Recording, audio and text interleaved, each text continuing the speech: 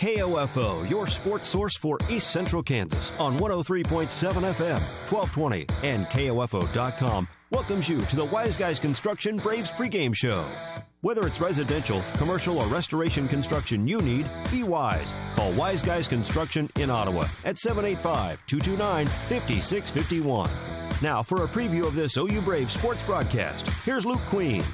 Yeah, welcome to People's Bank Field here at Ottawa University. This is Luke Queen, and tonight we will have Ottawa University men's soccer here in the KCAC quarterfinals. Tonight's matchup, the Braves will play host to the Tabor College Blue Jays. Coming into the night, Ottawa University is the 3 seed here in the KCAC postseason tournament. Tabor College will be the 6th seed in the tournament. These two teams met on October 22nd here at People's Bank Field and played to a 0-0 draw. They played 110 minutes of soccer without anybody putting the ball in the back of the net. So if the matchup stays about the way it did the first time through, we expect to see a great match out here this evening. Ottawa, like I said, comes in 9-7-2 on the season. They went 7-3-1 in KCAC play for the season. Tabor comes in 7-8-1 overall, 4-6-1 in KCAC play. So Ottawa looking to get the victory here this evening, which would push them into the semifinal round of the KCAC tournament, which will be played, I believe, next Tuesday evening. And depending on the outcome, the matchup on the other side, or on the bottom side of the bracket, the game could be here or maybe away. But we will find that out after the results of the quarterfinal matchups. Ottawa and Tabor, like I said, played to a 0-0 draw after double overtime earlier this year.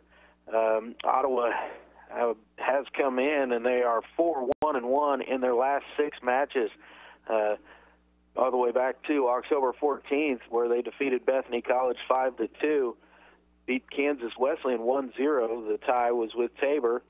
They played Sterling College and defeated them at Sterling 3-2. The 3-1 loss at Friends on October 28th, and are coming off of a 2-0 victory over Bethel College on Tuesday evening.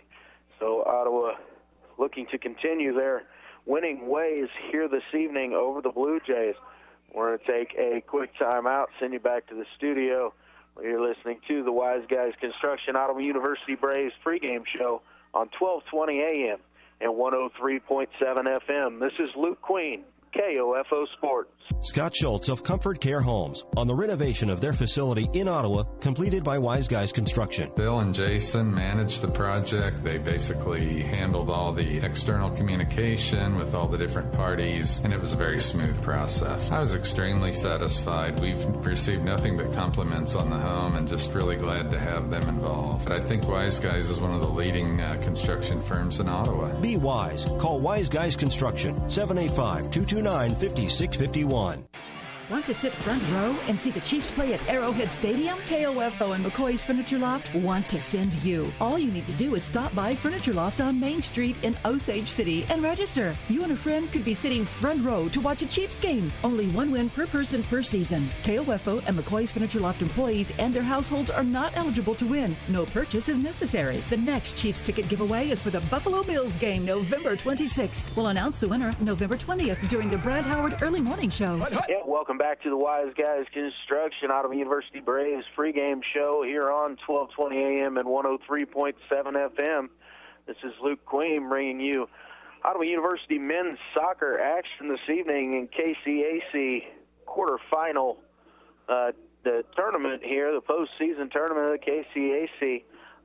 We are at People's Bank Field here on the campus of Ottawa University. It is a definite soccer-type night here with a little bit of cool weather, but it's just made up for postseason soccer action. Ottawa coming in 9-7-2 overall, 7-3-1 in KCAC play. They take on the Tabor College Blue Jays here this evening. Ottawa on the season is led in goals. Louis Verdeau and Aaron Cavanaugh leading the way in goals with 8 apiece. Ross Anderson leads the team in assists with 7. He's also chipped in 5 goals from the senior midfielder. For Tabor, they're 2-2-1 in their last 5 games. They came off of a 3-2 victory over St. Mary's on last Friday evening. These two teams played to a 0-0 draw in double overtime back on October 22nd. For Tabor, their leading goal scorer is Federico Bove, and he's also leading the team shots per game and shots on goal. Oscar Moyano, the team's assist leader, he averages just 0.1 per ball game. Derek Eslinger is the Blue Jays goalkeeper, leads the way in saves, 4.3 per contest. So good defensive team. Ottawa is averaging shots on goal per game at 2.1 per contest and shots per game at 13.4. So they have a good front attack. Anderson does a great job through the midfield of looking for the tall central forward, Louis Verdeau, using his 6'2" frame and good leaping athleticism to get up high and play the ball off either towards the net or off to his teammates for good rebound and good second chance opportunities. So Ottawa will continue to do that there this evening as they play a lot through Anderson in the midfield. And he does a great job as he is leading the team with 7 assists so far on this season. We are in KCAC postseason action. This is kind of a win or go home situation for these teams as they look to advance in the postseason. You got to continue to win here at this level and see if you can earn the automatic berth with the KCAC tournament championship into the NAIA playoffs. So the road to the playoffs starts here this evening at Peoples Bank Field. We're going to take another opportunity to send it back to the studio for another timeout. You're listening to the Wise Guys Construction Ottawa University Braves pregame show on 1220 AM and 103.7 FM. This is Luke Queen, KOFO Sports. Pam Miller of Ottawa recently hired Wise Guys Construction. We had a home that was nice quality, but it was very dated, and so we had them go in and do some extensive remodeling. The lines of communication during the project were always open. They did a good job of making the stressful situation much less. The results exceeded expectation. We're very pleased. They did a really beautiful quality job. I would recommend Wise Guys. Whether it's residential, commercial, or restoration construction you need, be Wise. Call Wise Guys Construction in Ottawa, 229-5651. Follow your favorite high school or Ottawa University team with the KOFO Sports Guide. The KOFO Sports Guide features your team schedule from football and volleyball to wrestling and basketball, golf, soccer, tennis, baseball, softball, and track. Pick up your free KOFO Sports Guide at Ransom Memorial Hospital, State Farm Agent Ryan Dispro, Neosho County Community College, Quality Structures Incorporated. You can also view the KOFO Sports Guide online at KOFO.com. Yeah, welcome back to the Wise Guys Construction Ottawa University Braves pregame show here on 1220 AM and 103.7 FM. This is Luke Queen in the night at Peoples Bank Field here on the Ottawa University campus. The number 3 seed Ottawa University Braves play host to the number 6 seed Tabor Blue Jays here in KCAC tournament action. These teams in the earlier matchup this season played to a 0-0 tie, and it was a good ball game played by both teams. Obviously very good defense by both sides. As in 110 minutes of play, nobody was able to find the back of the net. So we will expect another incredibly hard-fought, tight soccer game between these two teams. A couple rankings for you for Ottawa. Angel Cruz, goalkeeper, he ranks number 28 overall in NAI Division I in total saves with 89 on the season. As a team, Ottawa University ranks number 13 in total shutouts. They've had 8 clean sheets so far on the season. Total saves, they are number 39 in the country with 100, and number 50 in Division I in saves per game at 5.5 saves per contest. Angel Cruz is the man backing goal. He averages almost 5 saves per contest and does a great job, has a good, solid defense out in front of him by central defensive back, I guess you'd say, defender Alexi Lopez. Also, Anthony Galena along the left side, Alex Trent, and Cody Peterson. The back line has done a terrific job out in front of Cruz by limiting the amount of good shot opportunities for opposing teams. And, again, 8 shutouts on the season, and that is in 18 ball games. So 8 out of 18 have been shutouts and clean sheets for the Braves. They expect to put out another good offensive effort here this evening, and hopefully they can use the attack generated through the midfield. Ross Anderson leads the way with 7 assists on the season in those 18 games. He also has 5 goals. Aaron Kavanaugh on the wing with 8 goals and go along with 5 assists. And the man up top is Louis Verdot, 8 goals in 17 matches played so far this season. Well, this is all we've got tonight for the Wise Guys Construction Ottawa University Braves pregame show. We're going to send it back to the studio, take another timeout, and we'll come back with the starting lineups and soccer action here in KCAC postseason tournament play. You're listening. Thank you for listening to the Wise Guys Construction Ottawa University Braves pregame show on 1220 AM, 103.7 FM. This is Luke Queen, KOFO Sports. Thank you for listening to the Wise Guys Construction Braves pregame show on KOFO. Game time is next. Sports, information, and entertainment in East Central Kansas. KOFO K279CS Ottawa, where keeping you informed comes first. Anyone can call themselves a construction company, slap a sign on the side of their truck, and drive around town looking for work. Is that who you want to hire? No. You're smarter than that. Wise Guys Construction at 108 North Main in Ottawa has been in business for 13 years, building new residential homes, adding additions and finishing basements, solving commercial structure needs for businesses, and repairing damage left behind from fire or water. When it comes to who you hire for residential and commercial construction needs, be wise. Call Wise Guys Construction at 785-229-5651.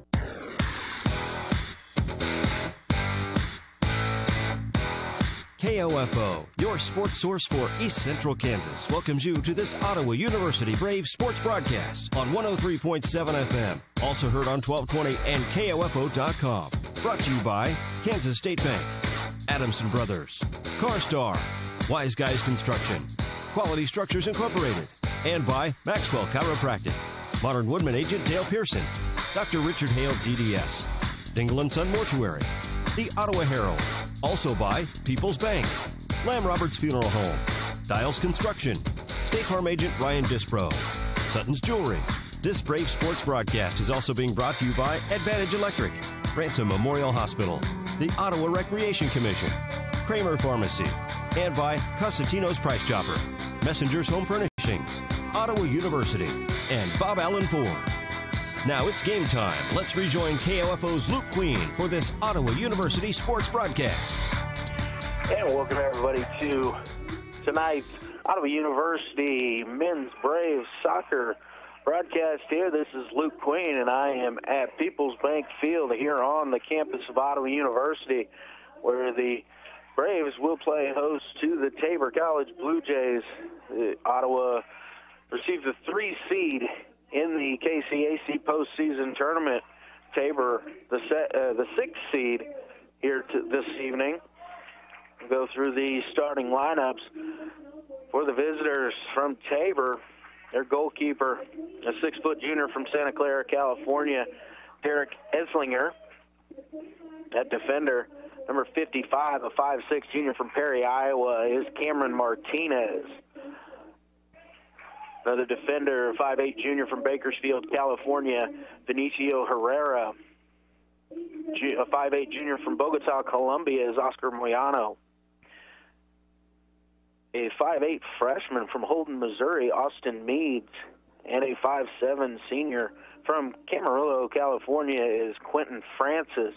In the midfield for Tabor, a 5'4 senior from Valverde, California, is Robert Talamantes.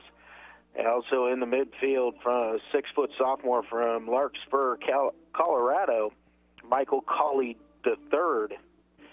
And a 5'9 senior in the midfield from Hammarby, England, Matthew Robinson.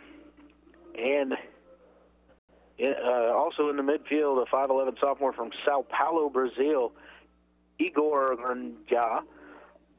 And at forward, a 5'8 junior from Somerton, Arizona, number 37, Rex Glenn. So that will be the lineup that will be opposing the Ottawa Braves this evening. Starting for Ottawa in goal is 5'11 sophomore from KCAC, number 1, Angel Cruz. Again, Cruz ranks in number 28 in the country with 89 total saves on the season. His defenders in front of him at right back, a 5'6 senior from Shawnee, Kansas, Cody Peterson. A 5'9 junior from Lawrence, Kansas, Alex Trent. A 6-foot junior from East Los Angeles, California, Anthony Galena. And a 6'4 senior from Menlo Park, California, Alexi Lopez. In the midfield for the Braves, number 13, 5'7 junior from Sweetland, Maryland, Erasmo Torres. A 5'6 senior from Glasgow, Scotland, number 10, Ross Anderson. And up front for the Braves, number 4, a 6'2" junior from Tasmania, Australia, Lewis Verdot. A 5'9" junior from Dublin, Ireland, number 7 will be Aaron Cavanaugh. And also a 5'5" senior from Wichita Falls, Texas, number 23, Andrew Rivera. So the Braves come into the night's ball game with 8 shutout victories on the season. They will look to keep the sheet clean here tonight against the Blue Jays and put one in the back of the net and move on in KCAC tournament play. Braves have taken the field. Louis Verdot is standing over the ball at the midfield stripe. He is awaiting Tabor College to break their huddle along their sideline so we can get this game underway. Ottawa would do well to get on the board early and use that strong defense to keep the Blue Jays from getting many goal-scoring opportunities. And I think that is why they selected to take the ball first, to see if they could get any pressure started from the opening whistle. And these two teams played back on October 22nd, played to a 0-0 draw, 110 minutes of soccer, and great defending on both sides. Cruz and Eislinger both tremendous back in goal, each with multiple exceptional saves that needed to be made for this. And we are underway. Ottawa plays the ball back, and now along the left side, Anthony Galena along the back line, and he'll play it back to Lopez in the back, who sends it back to Angel Cruz. So Ottawa will look to possess this here. Now Cruz is going to play one long out of the back, looking for the head of Verdot. Verdot tries to flick it on, sends it over to the far sideline. Ottawa defending the south goal heading towards the north here in this opening half. Ottawa tried to play it to the side and back into the middle, but was intercepted by Tabor. Now Tabor tries to push the ball forward, intercepted by Ottawa. Ross Anderson running down the far sideline, looking for somebody to play the ball off to. He'll play it back. Now the Braves will bring the ball back towards midfield. That's Lopez at midfield carrying the ball forward. It's going to go out to Kavanaugh along the near side. Kavanaugh battling with two Tabor defenders, and ball was taken away. Now the pass to move the ball forward from Tabor, intercepted by Lopez. Does a nice job getting it back to Kavanaugh. Kavanaugh looking for some help as he's kind of bottled up. He finds Anderson. He tries to overlap him, but the ball will go out of bounds, and it'll be a throw-in for the Blue Jays. So Ottawa coming quickly, out putting the pressure forward, trying to start a little bit of an attack here early on in this contest. Tabor will throw it long down the near sideline, intercepted by Ottawa. Played back. Lopez sends the ball forward, and Tabor will let it roll easily out of bounds and look to have another long throw-in up the sideline. Kavanaugh intercepts it, knocks it back to Tabor, so it's got to pinball around a little bit. Now Tabor's going to try to throw one forward, but it's intercepted by Alex Trent, and he'll play it out to Cody Peterson along the right side. Peterson plays the ball forward to the feet of Verdeaux, who's going to play it out to the right side to Rivera. They're pressured, but continues to maintain possession. Play it back out to Torres, and Torres is going to send it over to Galena, who's going to put one in towards the goal. And we have our first shot on goal, but it will just harmlessly go in to the goal. Kane Scott with the attempt there for the Braves. Tabor trying the long ball to quickly get an attack started the other direction. Battle along the far side between Ottawa and Tabor will knock it out of bounds for an Ottawa University throw-in.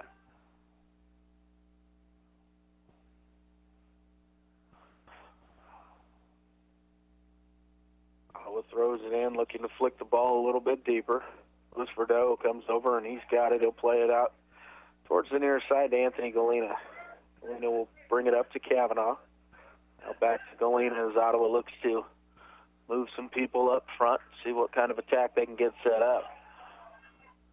Ball sent forward looking for Anderson. It was Anderson tried to bring it down, but got good pressure from the backside by the defender, unable to maintain the possession. Sent away by Tabor. About midfield, Ottawa will take the ball away again, and Anthony Galena in possession, looking for someone to send the ball to. He gets the ball up forward to Verdeaux. Verdeaux tries to flip one through for Anderson.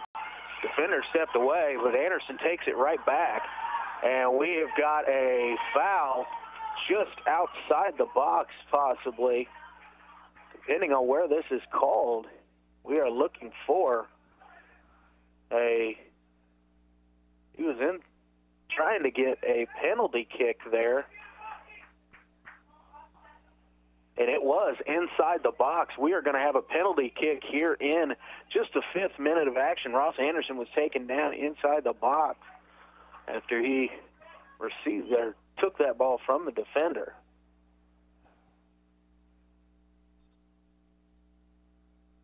And the official is stepping it off to make sure we've got the right mark on the field for where this ball will be sent from. And it is Aaron Kavanaugh to take the penalty. He's moving forward, and the shot is off the post.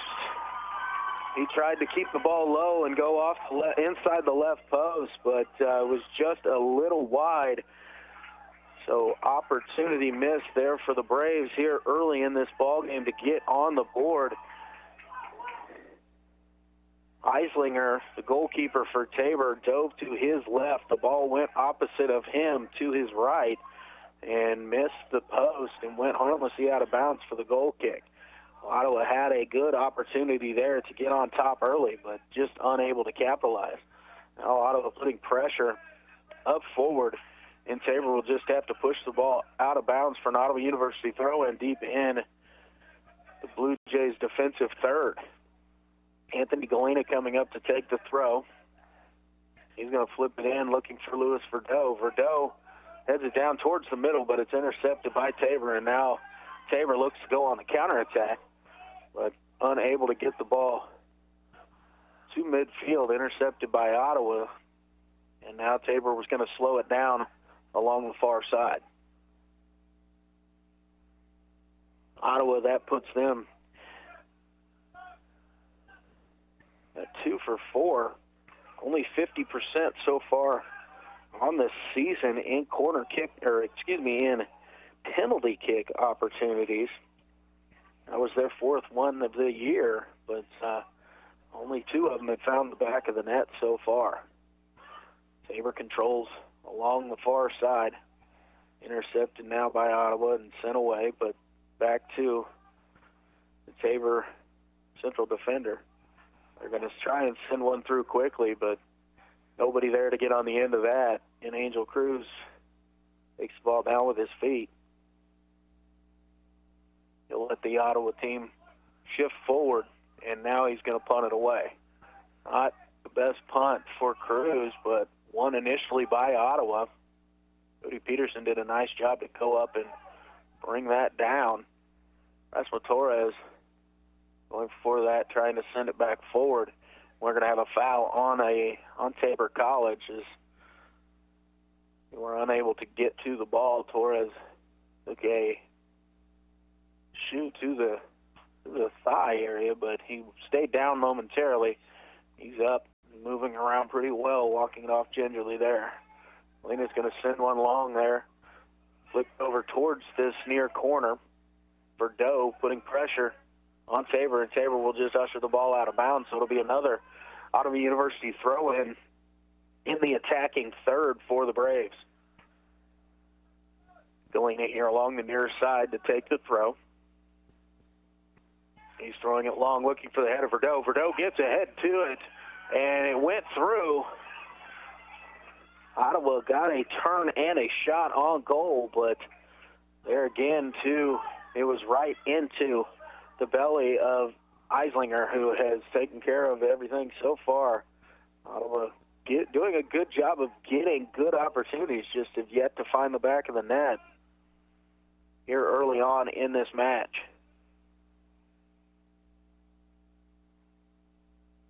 They were controlling the ball through midfield. Now intercepted by the Braves. Good pressure to midfield to create the turnover. Cavanaugh with possession. He's going to go play it to the right. But Kane Scott's pass was intercepted, and the Blue Jays looking to turn it back quickly. Rex Glenn in possession. He flips it over to the far side, and they'll have a shot there. It didn't look like Cruz got a touch on that. It looked to be outside the post, but they're going to call a save for Cruz, out of bounds off of Cruz. It'll be a corner kick opportunity here for Tabor. Looked to me as though that shot was from a tight angle on the far side, close to the end line. Looked like it just hit off the kind of the upper 90 area on that left corner and just went up over the top of the goal, but they said that Cruz was able to get a hand on it. So here is Tabor's first corner kick opportunity coming from the southwest corner. It'll be an in-swinging corner kick headed through the box, and it will roll wide. It'll be out of bounds this time for a Tabor College throw-in along the far side. So Ottawa, good job of getting up and flicking that ball through. No danger on that one, but Tabor setting up for a long throw-in opportunity, trying to get in the middle of the box. Poor throw. And battle for it along the far side. Tabor unable to control it. It'll go out of bounds off of the Blue Jays, and it'll be a throw-in for Ottawa University on the far side. So they were setting up for the long throw. Ball kind of slipped and had a really high arc to it, and so unable to really get into the middle of the box, and Ottawa was able to push it away with no harm. Ottawa has created some space. This is Aaron Cavanaugh running down the left side. He's got ball, Tabor defender attacking him, but Cavanaugh doing good to push the ball down into the attacking third. Now he'll play it back out to Galena, and Galena's going to send one into the mix. He's looking for Kane Scott on the back side. But again, Jared Geislinger comes out, and he takes that ball out of the air and will punt it away. Ottawa, after the ball hits the ground, will take possession. They win that 50-50 ball after the first bounce. Ottawa will play it back to the back line and try and set up a little bit of an offensive set here. Alex Trent will play it wide along the right side to Peterson. Peterson will carry it forward. Now he tries to squirt one through, but it's deflected. Will go out of bounds for an Ottawa University throw-in down about 25 yards away from goal. A good step-up pressure there by Ottawa University. Cody Peterson will come up from his right back position to take this throw-in. He's going to throw it looking for Verdot's head. Ball on the ground in the middle of the box in the mix, and it will go out of bounds and will be an Ottawa University corner kick. Good pressure up there from Kane Scott and Ross Anderson, forcing the Tabor Blue Jays to just poke that ball out of the bounds over the end line and set up this corner kick opportunity. So Anderson over to take the corner for the Braves. Got a whistle here, and we're going to back into action. So quick short whistle. Ottawa going to play the short kick, play it through, and it was a good effort there by Erasmo Torres. Eric Cavanaugh ran over the top of that short corner kick attempt there from Anderson. It looked like he was coming around to take the shot, just stepped over the ball, and Torres was right there to try and have one, but it went off of a Tabor College defender, went out to the outside. Ottawa unable to keep the ball in play, and it will be a Tabor throw. Now Tabor's throw-in goes off of their own man, out of bounds, and it's an Ottawa University throw-in. Rivera is trying to bring the ball down for Ottawa University to his feet. Got pushed from behind, and it'll be a foul on Tabor. So a free kick opportunity. We're about 35 yards from goal mouth.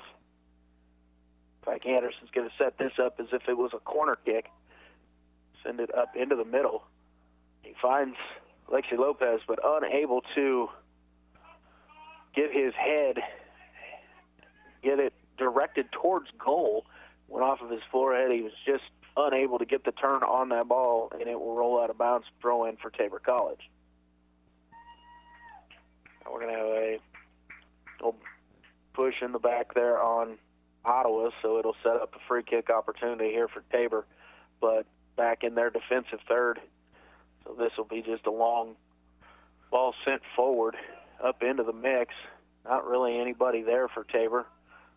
Galena heads it away, gets it to Cavanaugh, sends it, nods it back to Galena. Sent it forward, but right to a Tabor Blue Jay. And now Tabor looks to try and build up a little bit of an attack on the near side. Tabor tries a quick center and cross, but Ottawa was there to nod it away, and now it's along the left side.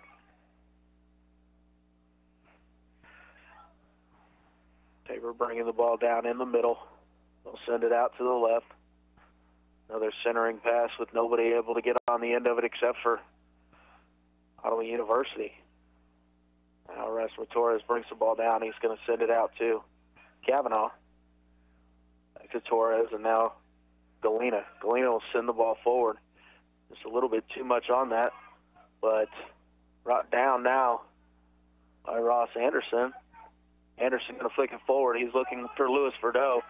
Verdot coming down towards the corner. Going to try to make the turn. Unable to under the pressure of Tabor, but to be off of Verdeaux, off of his foot last, and out of bounds for a Blue Jays corner or goal kick. 15 minutes in here, first half, no score. Ottawa has created a couple really good opportunities, including having a penalty kick just 5 minutes into the ball game, but they were unable to finish. And another good opportunity, send the ball into the mix. Got a shot on goal, but it was right into the stomach of the goalkeeper. Ball traveled all the way back. Cruz punts it away for the Braves.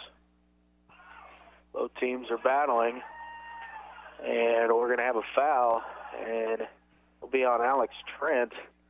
It looked like both players were tangled up. Trent goes to ground, but the foul will be called on Trent, and Tabor will start it back into play, sending it over here to the near side. When Francis was in possession, he sent it back to Martinez, who tries to switch the point of attack. Doesn't get much on it, but Tabor able to be in the right position to gain possession. Tabor trying to move the ball forward here. Good pressure from Ottawa, and Ottawa will bring it out. Ball up to Anderson. He's looking for someone to come with him to get started. He'll play it back now. Galena tries to send one through.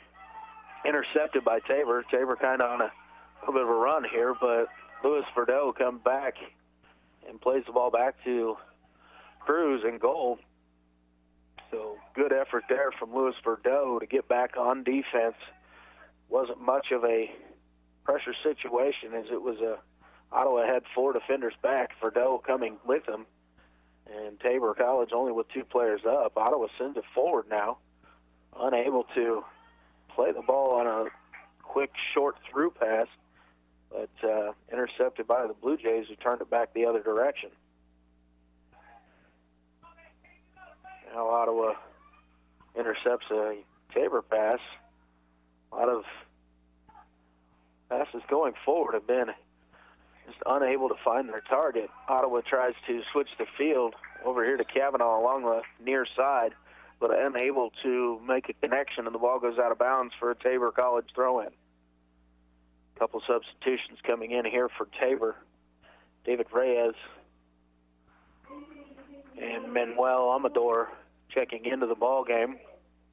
They'll take over for Igor Grancha and Michael Colley III. Throw in for Tabor. Intercepted there. Nice job by Rivera to go up and send that ball Ottawa's direction. Good pressure again there. Rivera comes away with it. He's doesn't have much help right there, but trying to work it through. He does a nice job creating some space, and Rivera's shot is saved by Eislinger. Rivera was in a tough position to get much on that shot. Just tried to poke it past the keeper as he came out off of his line, but Eislinger did a nice job, get that left hand out there and stop that ball dead in its tracks and make the save. Good individual work there from Rivera. He had played the ball back to Ross Anderson, who sent one quickly through to him with a defender on his hip. Rivera was able to make the turn and get a shot, and it gets by the hand of the goalkeeper. There was a lot of open space in that net. Now Tabor bringing it down. They're going to have a shot from about 30 yards out. And Alex Trent seemed to take that ball. It might have hit him on the side of the head or something. He went down quickly. Ottawa was in possession when the whistle blows, so it looked like the official will have a little drop kick situation here. He's going to drop the ball down. Ottawa will regain possession. As he checked on Trent, that ball was up near his head, so kind of that concussion rule. They wanted to make sure that Trent was okay, but he did pop up pretty quickly and kind of shook his head and shook that away. Now Tabor trying to get possession inside. They will not do so. Galena plays the ball out. Tabor tries a quick switch back in and unable to do so, and Ottawa plays the ball out. Tabor in possession midfield along the far side.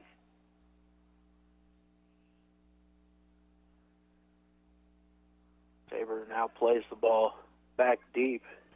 Cameron Martinez, their central defender, is back. He's going to carry the ball a little bit up the right side. Look along the near side and see if he can find a teammate. He does so. Galena comes up, pokes the ball away from behind, and it goes out for a Tabor College throw-in. Throw goes in. Galena goes up to get ahead on it and knocks it out of bounds. 20 minutes in here, no score. Tabor with the throw-in down in the Ottawa end. They try to throw it to the end line, unable to keep it in bounds. Goes out of bounds harmlessly, and Ottawa University will have another goal kick opportunity.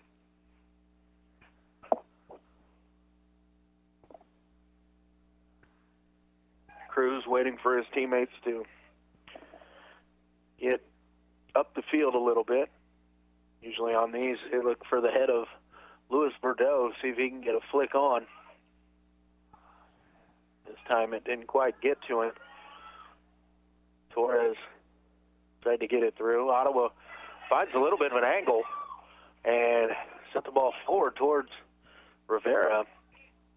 Goalkeeper came out off his line, and just as Rivera tried to cut that ball back into the middle, Eislinger came through, got a foot on it, blocked it out of bounds. It'll be a throw-in for Ottawa down in there, scoring third. Long throw opportunity. They throw it towards Bordeaux. Bordeaux unable to get the flick over on his head. But Ottawa will maintain possession. They'll send it out to Ross Anderson.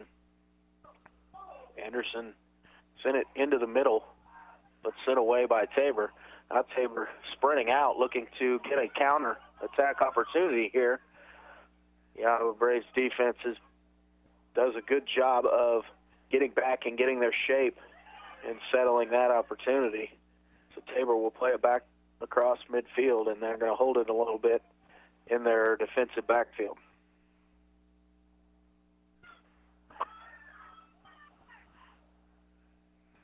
Tabor's going to switch the point of the attack from the far side to the near side.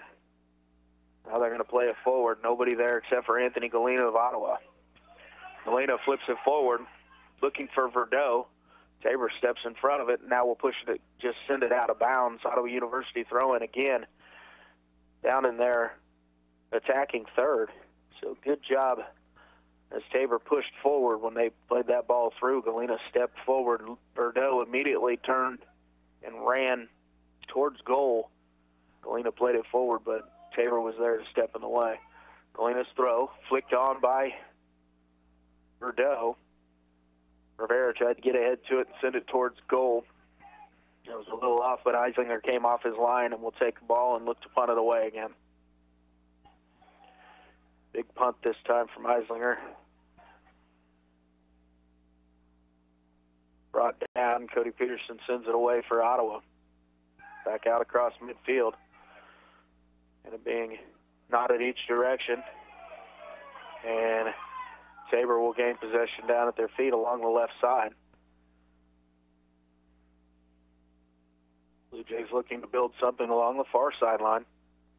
Ottawa doing a good job defensively to keep pressure and not let them advance the ball. Ottawa sends it away now. Louis Bordeaux, possession along the right side. He's running along the right side, carrying the ball. He's doing a good job of possessing it. Now he's going to send one into the middle on a cross. Anderson unable to get on the other end of that. Eislinger comes off his line and takes the ball out of the air. Eislinger another punt. This time gets it out to about midfield.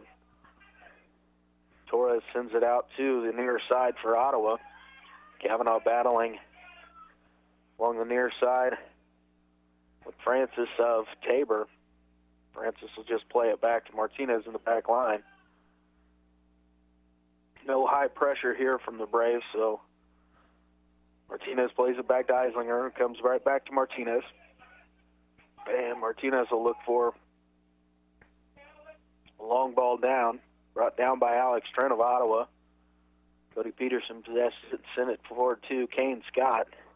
Scott gave it off to Verdeaux, and Verdeaux dispossessed by a Tabor defender.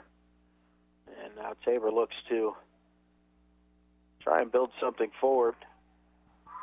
Initially looked quickly, but shut down by the Braves. So Tabor will play it back along their back line, switching the point of attack from the far side to the near side.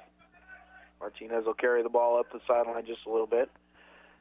Now he'll look for Francis. Galena came over to knock the ball away. And Francis, late challenge there, went through Galena, and it'll be out for an Ottawa University throw-in, or we're going to have a foul called as Galena sent the ball out of bounds, but the foul call will overrule that throw-in opportunity for Tabor, and Ottawa will kick it away.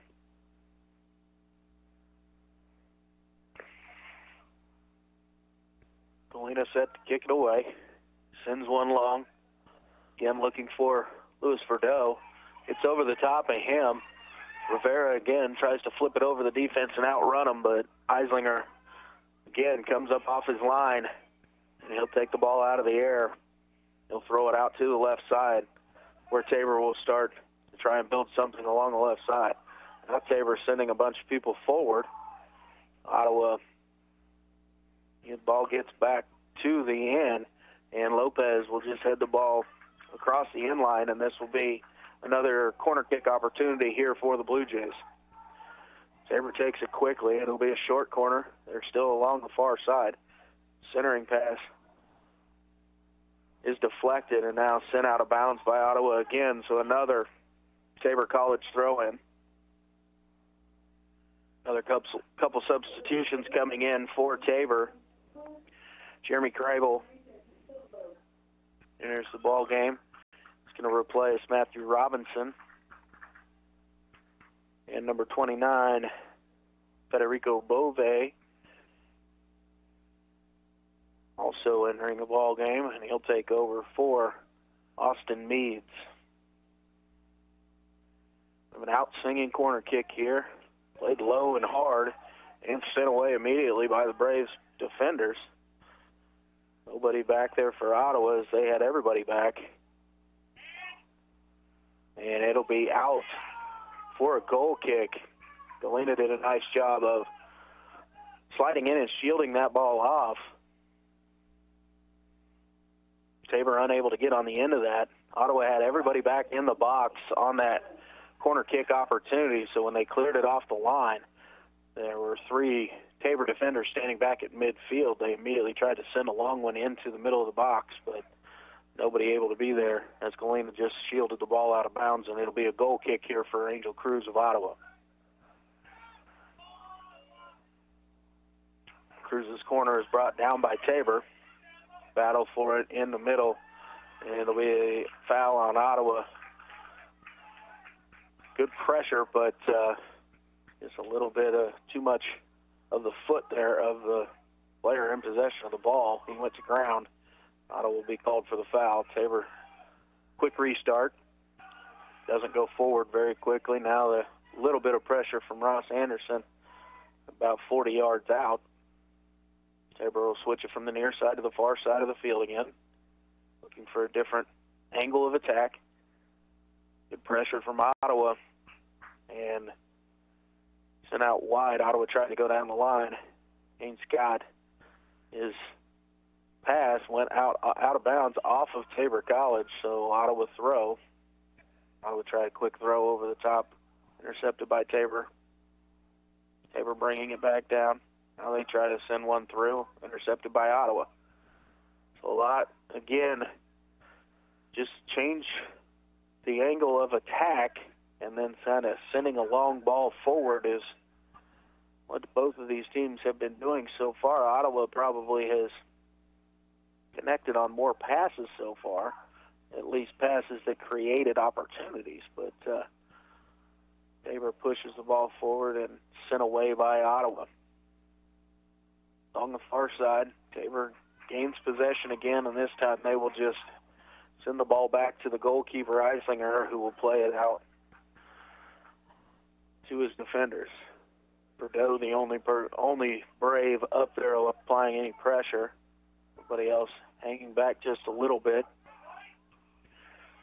About a half hour into the game here. Still no score. Tabor tries the long ball towards the far side. Cody Peterson nods it away. And now Ottawa will send the ball forward again. This time Martinez under a little pressure from Anderson. Just sends it away. Ball is just being sent back and forth. Now Ottawa will gain possession. Galena in control. He's going to give the ball back to Lopez. Lopez is going to go to Kavanaugh. Pressure by Tabor forces a turnover, but Tabor then gives it right back. Throw in for Ottawa. Checking in now for the Braves. Rufus McElroth. He's going to replace Kane Scott. And Zach Martin enters the game. I believe that was number 8 that came on. I'll have to double check that.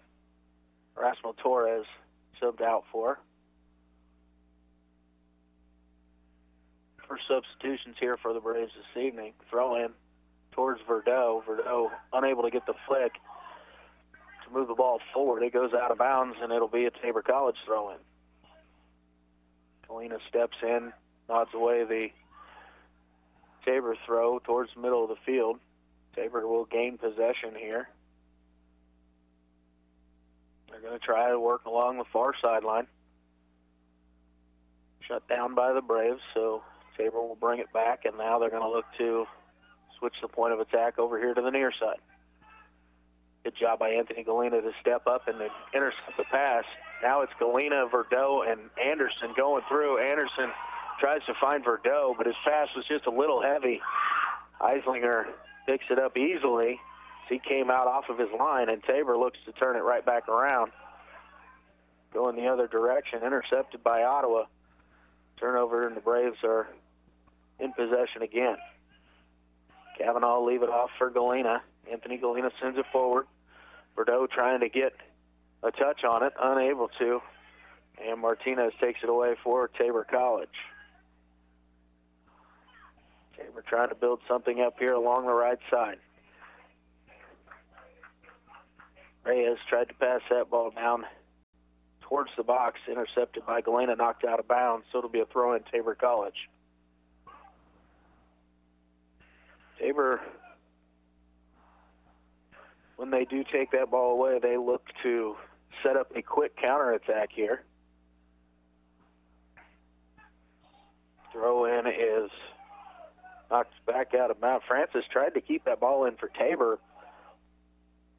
Flag goes up along the sideline, and it'll say Tabor College throw. It looked like it was played off of Tabor back towards Francis. That's why he went after it so hard, but not sure how that was out off of Ottawa.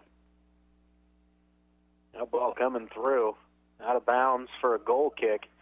So Tabor unable to really mount anything off of an opportunity with a throw-in deep in their own territory. Put a centering pass through. Tabor was able to get a foot on it to put it towards the goal, but well wide of the net and just went harmlessly out of bounds. And Cruz will kick it away.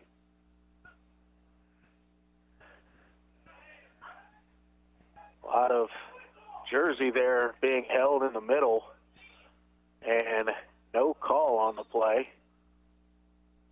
A lot of jersey being pulled by the Tabor defender as Ottawa went up to flick that head on.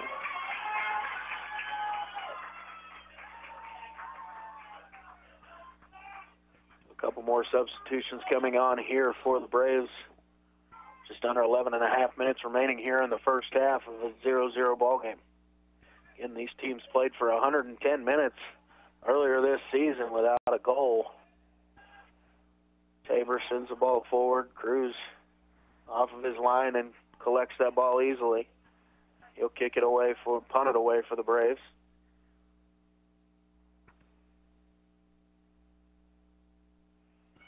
Punt goes out to about midfield, brought down by Tabor in the midfield area.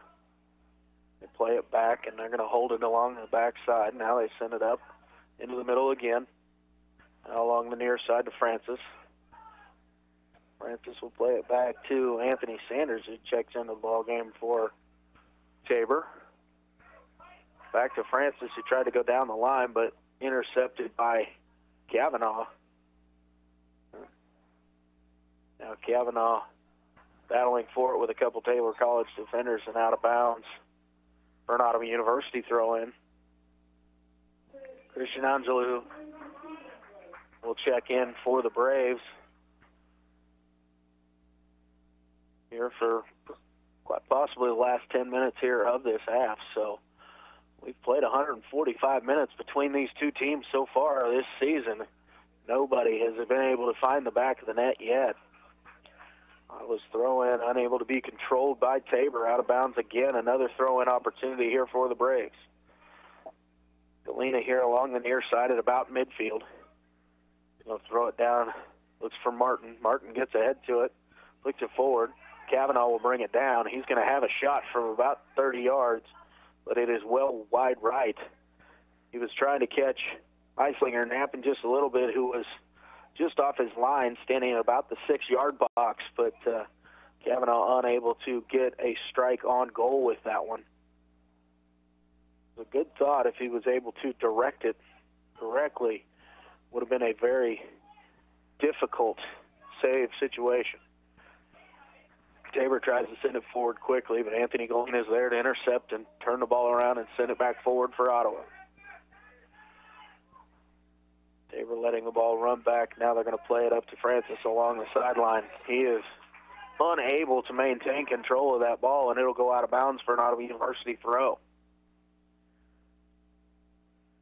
Good job by Kavanaugh to be up to pressure Francis on that throw, or on that play. Galena's throw-in is down the sideline to Martin. Martin plays it back to Galena. He tries to advance it down the sideline, but is taken to ground by David Reyes of Tabor. And this will set up Ottawa University 25 yards from goal with a good scoring opportunity here. We're pushing numbers forward here. Galena's going to send the ball in towards goal. It is keeper unable to get the save. Ottawa got a shot opportunity, but Eislinger came back and was able to knock that ball out of bounds. And Eislinger is down. He went down hard, and they are calling for training staff of Tabor. Wasn't sure with the mix of players that was in the area at the time, and Ottawa trying to put a shot in on goal. Tabor trying to clear it off of there. Eislinger came off his line, missed the initial cross, and was trying to recover. Not sure if he took that shot off of himself, if he ran into another player, but he went down awfully hard just outside the frame of the goal. He did sit up prior to the coaching and training staff of Tabor College getting out there. So they're going to check him out, see if he is able to continue on here this evening. Eislinger has done such a great job in the match and in this first half of this second matchup between these two teams.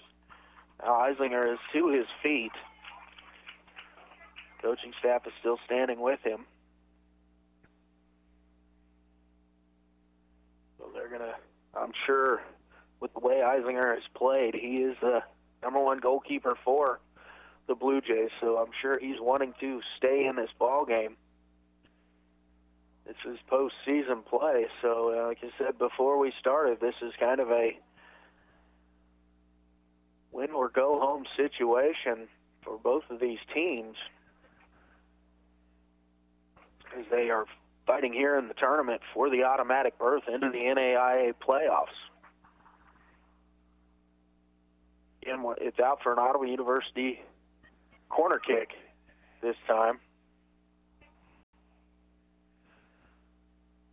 Far away as that is. figure out who's going to take this. I believe it's Christian Angelou for the Braves that will send this ball into the area on the corner kick. Alexi Lopez has come up, the 6'4" defender, to get up into the middle of this mix for the Braves. William Gonzalez is going to check in here for Aaron Cavanaugh. Gonzalez is a 6'2" freshman from Edmond, Oklahoma, checking into the ballgame. So he was already standing at the midfield stripe prior to this ball going out of bounds. So the substitution will be made. And Ottawa brings height into the game here. Angelou's kick is looking deep. Ottawa trying to come in at it. The ball got to the feet of Lopez. Lopez tried to usher it back into the middle, but knocked out of bounds by Eislinger, who came out to get it. And Ottawa will have another corner kick opportunity here. So again, Ottawa 2 consecutive corner opportunities here. So let's see if they can capitalize on one of these. It'd be big to go in, get this goal with just 7.5 minutes remaining before halftime. Long corner. Lopez tried to direct it back in, unable to do so. And Tabor tried to push it forward, intercepted by Ottawa and sent out of bounds for a Tabor throw-in along the far side. So Ottawa didn't get much set up there on those couple set-piece opportunities. At least first time the ball got to ground, and Lopez was able to try and get a foot on it to direct it towards goal, but did not get much on it. Now intercepted by Ottawa and taken away. And Rivera sends the ball to Martin, who plays it off to Rufus McElroth. And Ottawa will gain possession, but try to send it here to the near side. Unable to get possession is Gonzalez. Ball goes out of bounds, and it'll be a throw-in for the Blue Jays.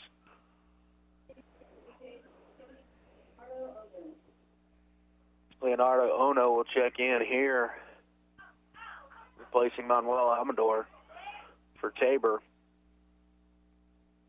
6 minutes remaining here in the first half, scoreless ball game. Tabor tries to bring the ball down on the throw-in, unable to do so.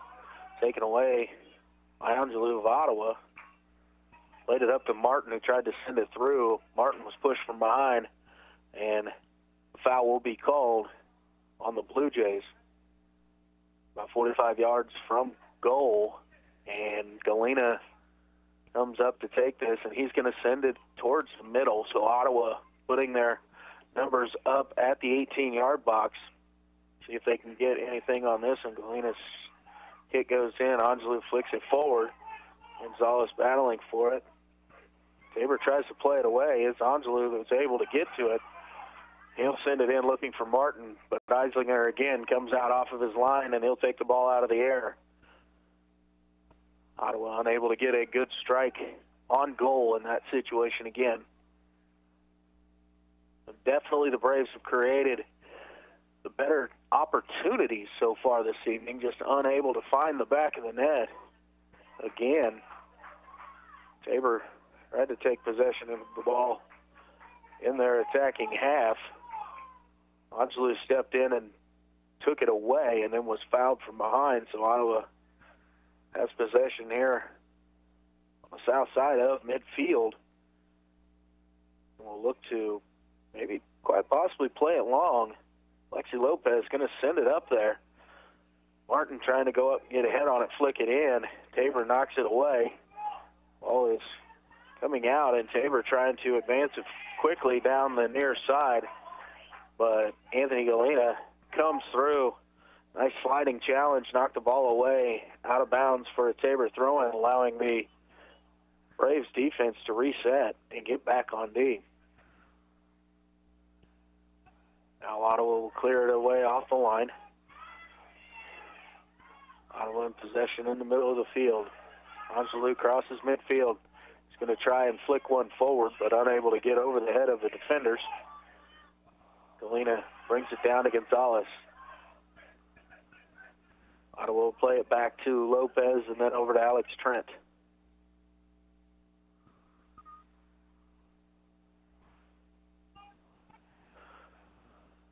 Battle along the far side, taken by Tabor.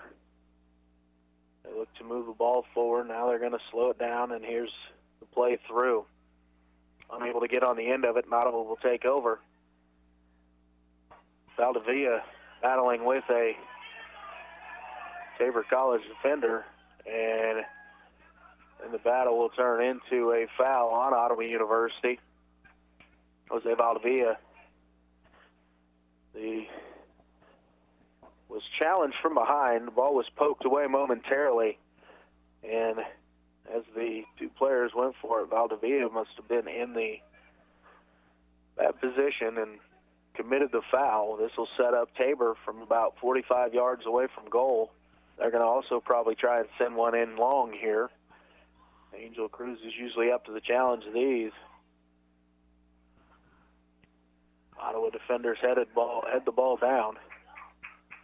And we're going to have a foul, and they push on Tabor. So Ottawa will have a free kick right outside of its 18-yard box. 2.5 minutes remaining here in the first half. Ottawa and Tabor in a 0-0 draw at this time.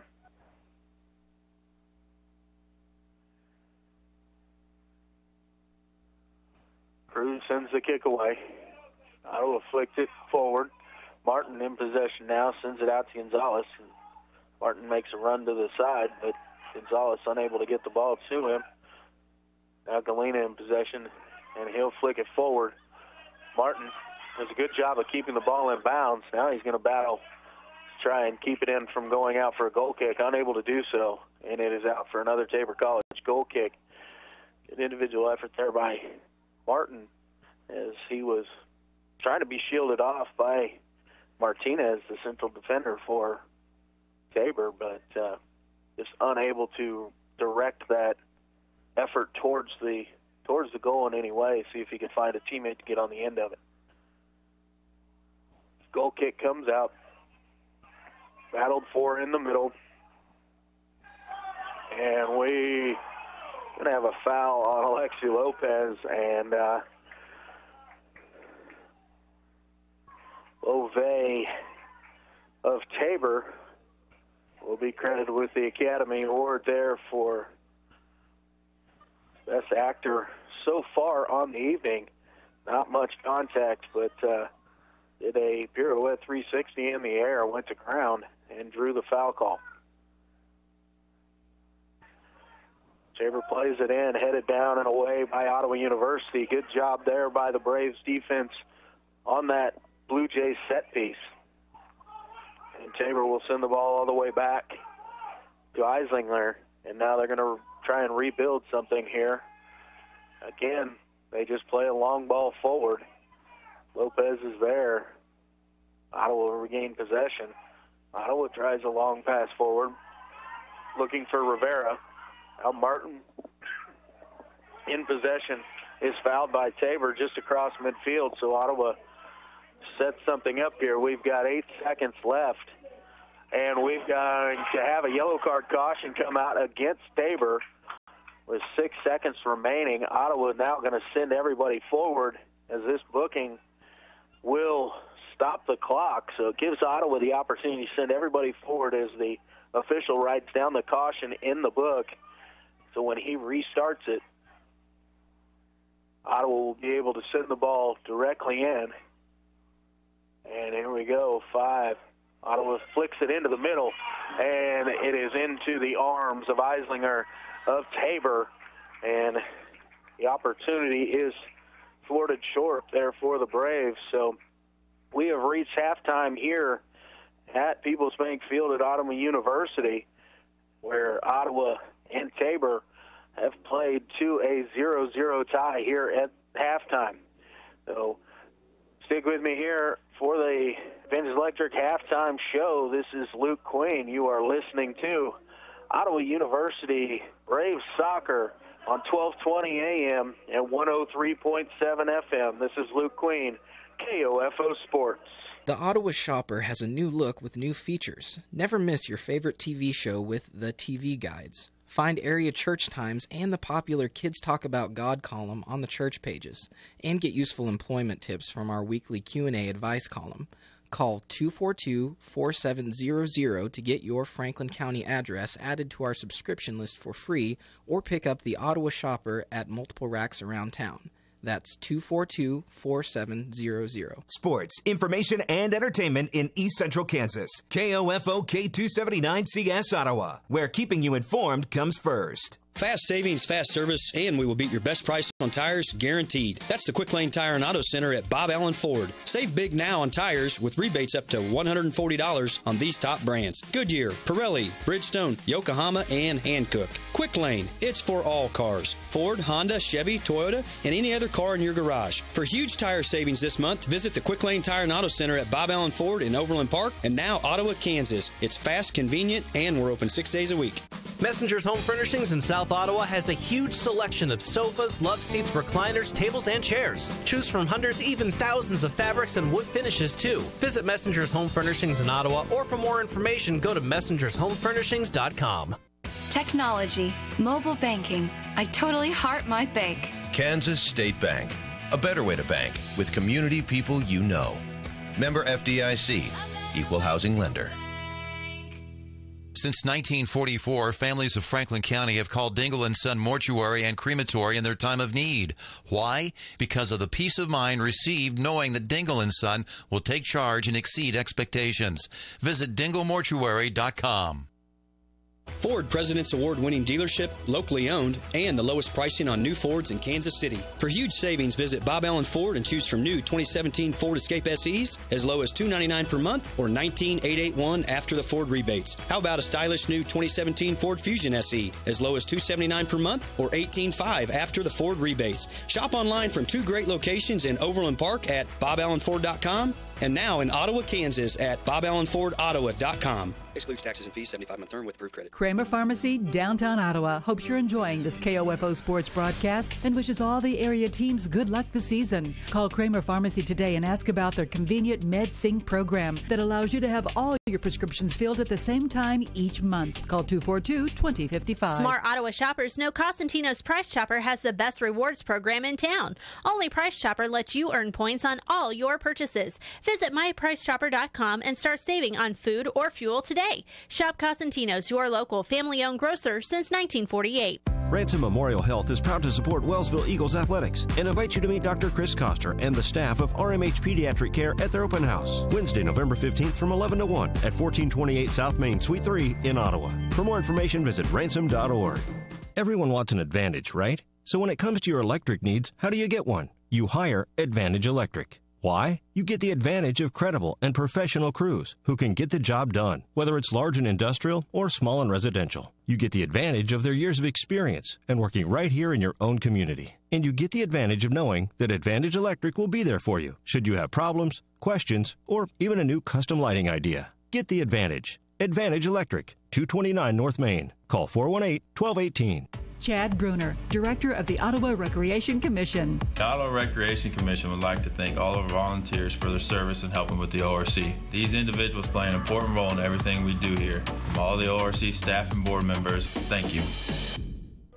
And welcome back to the Advantage Electric Halftime Show here at Ottawa University, People's Bank Field. This is Luke Queen bringing you Ottawa University men's soccer here this evening. We are at halftime of the quarterfinals of the KCAC soccer tournament, postseason tournament, where the Ottawa Braves and the Tabor Blue Jays are tied at 0-0. Ottawa definitely creating the majority of the chances so far in the first half, just unable to put the ball in the back of the net. Even had a penalty kick opportunity just 5 minutes in, but the shot just went off of the post, outside part of the post, and rolled out of bounds.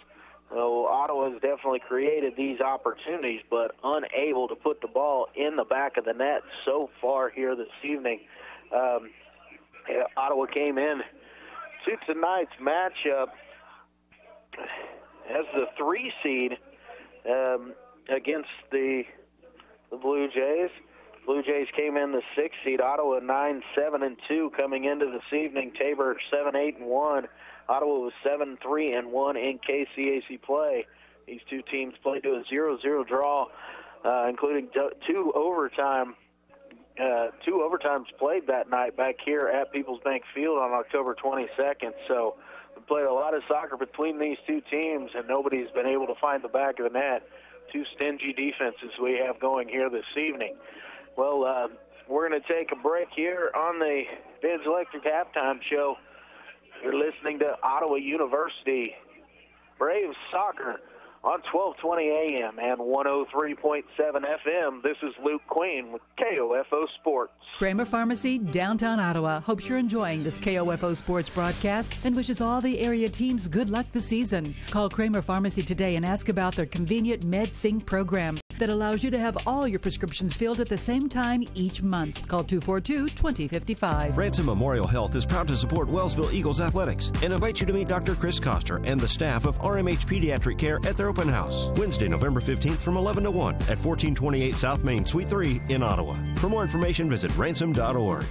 Anyone can call themselves a construction company, slap a sign on the side of their truck, and drive around town looking for work. Is that who you want to hire? No. You're smarter than that. Wise Guys Construction at 108 North Main in Ottawa has been in business for 13 years, building new residential homes, adding additions, and finishing basements, solving commercial structure needs for businesses, and repairing damage left behind from fire or water. When it comes to who you hire for residential and commercial construction needs, be wise. Call Wise Guys Construction at 785-229-5651. With the perfect Vera Bradley purse, anything is possible. Now you can discover a variety of fabrications, streetwise silhouettes, beautiful jewelry, luggage, and accessories at Sutton's Jewelry. You'll find newly released designer and functional bags with fashionable and seasonal designs. Get excited about the new line of KU and K-State patterns. Vera Bradley is a leader in the latest trending handbags, luggage, and jewelry with styles that are sure to make a fashion statement. Sutton's Jewelry and Vera Bradley. Find them at 207 South Main, downtown Ottawa. If you have been in an accident, tell your insurance company you want your repairs done at CarStar Ottawa. We can arrange for your tow, your car rental, and deal with your insurance company all with one phone call. No need for multiple estimates and worry.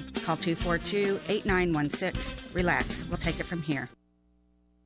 This is Ryan Disborough, your State Farm insurance agent in Garnett, providing insurance and financial services, including retirement options, bank loans, life insurance, and annuities. Call and schedule your financial services consultation today at 785-448-1660. Having a strong foundation and teamwork makes for a successful season. Working with the team at Dials Construction for your foundation and concrete needs makes for a successful and happy home. Turning your dreams into reality. Dial Dials Construction at 785-418-8211. Since 1944, families of Franklin County have called Dingle & Son Mortuary and Crematory in their time of need. Why? Because of the peace of mind received knowing that Dingle & Son will take charge and exceed expectations.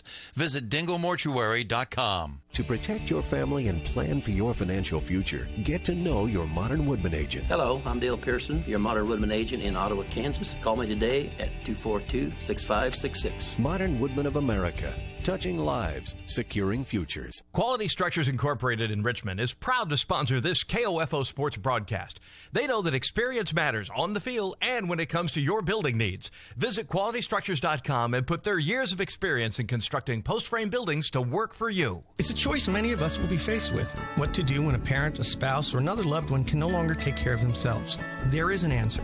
Morningstar Care Homes. With real homes in residential neighborhoods, Morningstar Care Homes provides professional, individualized care for seniors dealing with Alzheimer's, Parkinson's, or other memory-related issues. Previously known as Comfort Care Homes, Morningstar will provide the same compassionate home-style care you've come to know and expect. Call 785-594-2603 or visit online at morningstarcarehomes.com. Back to the Advantage Electric Halftime Show here at Peoples Bank Field on Ottawa University's campus. This is Luke Queen, and at halftime of this KCAC quarterfinal soccer match between Ottawa University and the visiting Tabor College Blue Jays, and the score is tied at 0-0. Ottawa has definitely controlled the tempo of this ball game here this evening, In the first half, they outshot the Blue Jays 9-2 in total shots. Ottawa able to get 6 of those shots on goal, unable to get any in the back of the net. Tabor was able to get 1 shot on goal. Angel Cruz credited with one save. I'm not even sure he put a hand on it, as it was up near the post and off the side of the post, but it went out for a corner kick. But that was really Tabor's only scoring opportunity, where the Braves, including having a penalty kick just 5 minutes into this half, but unable to convert the penalty, and had a couple other very good shots, good opportunities created, were unable just to finish, just to put it past that outstretched arm of Derek Eislinger, the goalkeeper for the Blue Jays. Shots in the first half, Aaron Cavanaugh credited with 3 of them, 1 apiece for Anthony Galena, Andrew Rivera, Alexi Lopez, and Kane Scott. On goal, Cavanaugh, Rivera, Lopez, and Scott. Also credited with shots on goal, Christian Angelou and Zach Martin. Those were the shots, but as I said, Eisinger up to the task so far here this evening with 6 first-half saves. Corner kicks even 3 apiece for each team. Tabor committing 9 fouls to Ottawa's 5. And also Anthony Sanders, midfielder for Tabor, just before halftime received a yellow card for dissension towards the referee. Set up Ottawa with another opportunity that, as the clock ticked down to zeros. But here at halftime at Peoples Bank Field, Ottawa University and Tabor College are tied at 0-0. We're going to send it back to the studio in another 2-minute timeout. You're listening to Ottawa University Braves Soccer on 1220 AM and 103.7 FM. This is Luke Queen, KOFO Sports. This is Ryan Disborough, your State Farm insurance agent in Garnett, providing insurance and financial services, including retirement options, bank loans, life insurance, and annuities. Call and schedule your financial services consultation today at 785-448-1660. Having a strong foundation and teamwork makes for a successful season. Working with a team at Dials Construction for your foundation and concrete needs makes for a successful and happy home. Turning your dreams into reality. Dial Dials Construction at 785-418-8211. Eric Price and his staff at the Lamb Roberts Funeral Homes are proud to sponsor this KOFO sports broadcast and honored to help so many families in the community with compassionate care when it's needed most. Lamb Roberts Funeral Home, Ottawa, Baldwin City, and Overbrook. When it's time to see a dentist, contact Dr. Hale Family Dentistry. Dentures and root canals are just 2 of their specialties. Now in 2 locations, Ottawa and Garnett. Call 785-242-1800 because your smile deserves it. It's a choice many of us will be faced with. What to do when a parent, a spouse, or another loved one can no longer take care of themselves. There is an answer. Morningstar Care Homes. With real homes in residential neighborhoods, Morningstar Care Homes provides professional, individualized care for seniors dealing with Alzheimer's, Parkinson's, or other memory-related issues. Previously known as Comfort Care Homes, Morningstar will provide the same compassionate home-style care you've come to know and expect. Call 785-594-2603 or visit online at morningstarcarehomes.com. If you have been in an accident, tell your insurance company you want your repairs done at CarStar Ottawa. We can arrange for your tow, your car rental, and deal with your insurance company all with one phone call. No need for multiple estimates and worry. Call 242-8916. Relax. We'll take it from here. Everyone wants an Advantage, right?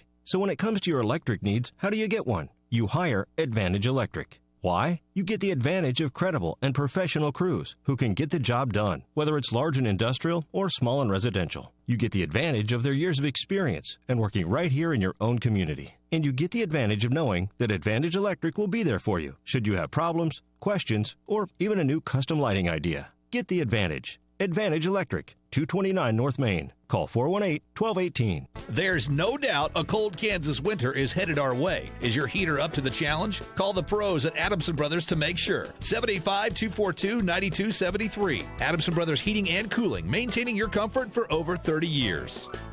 And welcome back here to Ottawa University's People Bank Field. This is Luke Queen bringing you KCAC postseason men's soccer tournament action. The Ottawa University Braves hosting the Tabor College Blue Jays here this evening. We're just about to kick off here in the second half, and it is a 0-0 tie at the half. These two teams played 110 minutes earlier this year, back on October 22nd, to a 0-0 draw. And so far through 45 minutes here this evening, Ottawa creating some really good opportunities, putting 6 shots on goal, but unable to find the back of the net. And so 155 minutes of soccer between these two, and no goals to speak of. Tabor start with possession here as we open the second half of action. The officials, both teams standing out ready. And now the official will blow the whistle to start play here in the second half.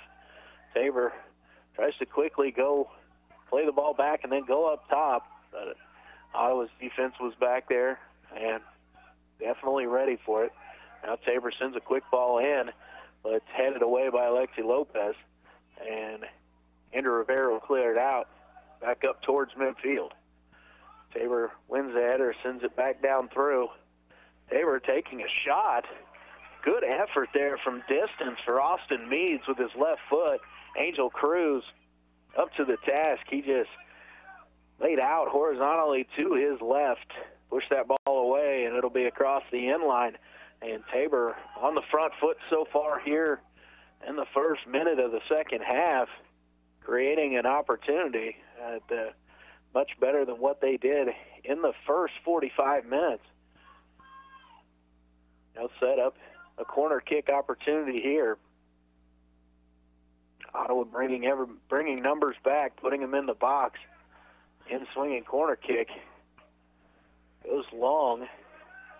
It was touched by Ottawa University. It goes out of bounds, I believe, for a throw-in. There's an umbrella that was a little bit blocking my view there for a second. It is a throw-in opportunity here for Tabor, still down in the attacking third. Throws towards the middle of the box. It's headed out. Tabor going to try and get a foot on it and take a shot. Shanked a little bit off the side of the foot. It'll go out of bounds on the far side, and it's a throw-in for Ottawa University here. So Tabor able to create good scoring chance early on. Angel Cruz, nice job to lay out and stop that shot. It might have found its way down into the right corner, but Angel had that covered up very nicely. And so still no score here early in the second half.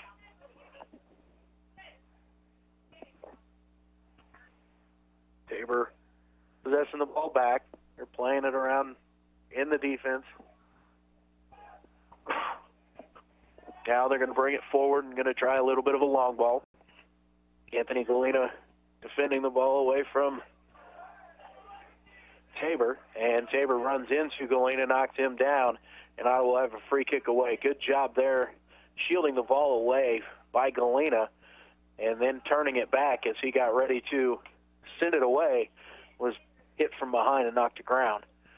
Galena sends it away, and it will go back across midfield, deflects a little bit, and sent away by Tabor.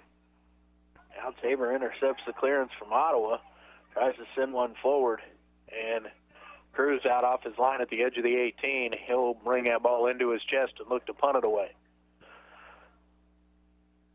Tabor trying to push the ball forward quickly here so far in this second half. Ottawa will bring it down along the right side. Rufus McElroth in possession. He's got Erasmo Torres in the middle.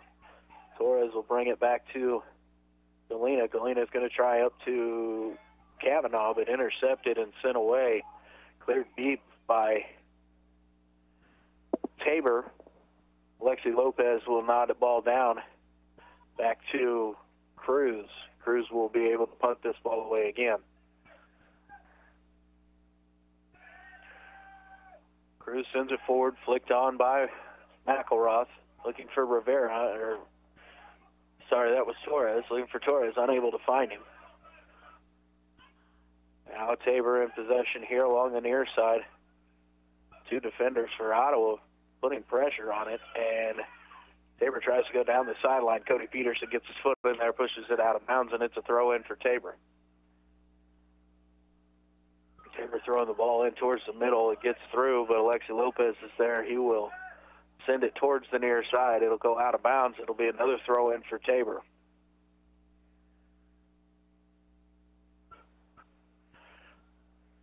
Blue Jays throw the ball inbounds. Try to center it. Unable to find anybody there. And Torres clears it off his line.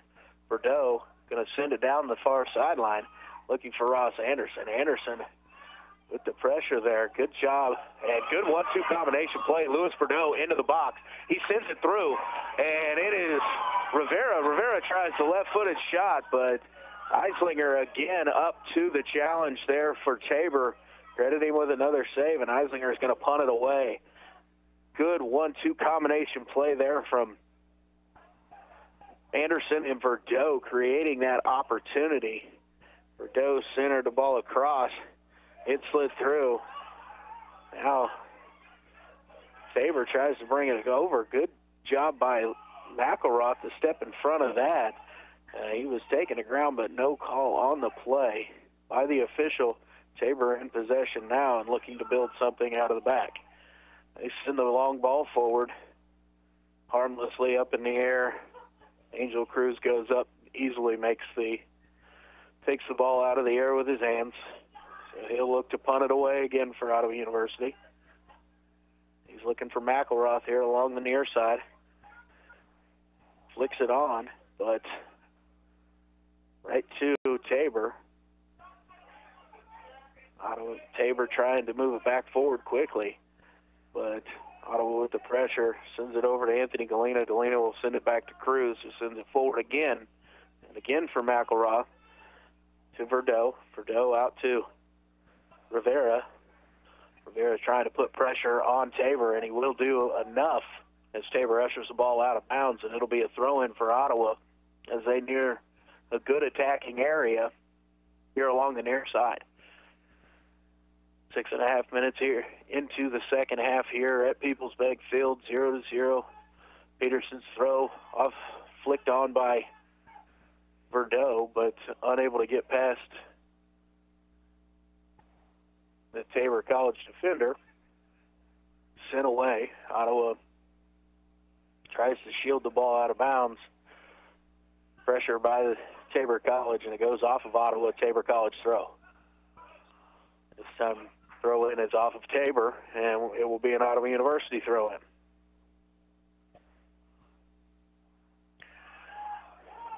Bordeaux gets a shove in the back, no call. Tabor sends the ball forward, and Lopez again heads it back to Cruz, who will punt it away again for Ottawa University from his own goal box.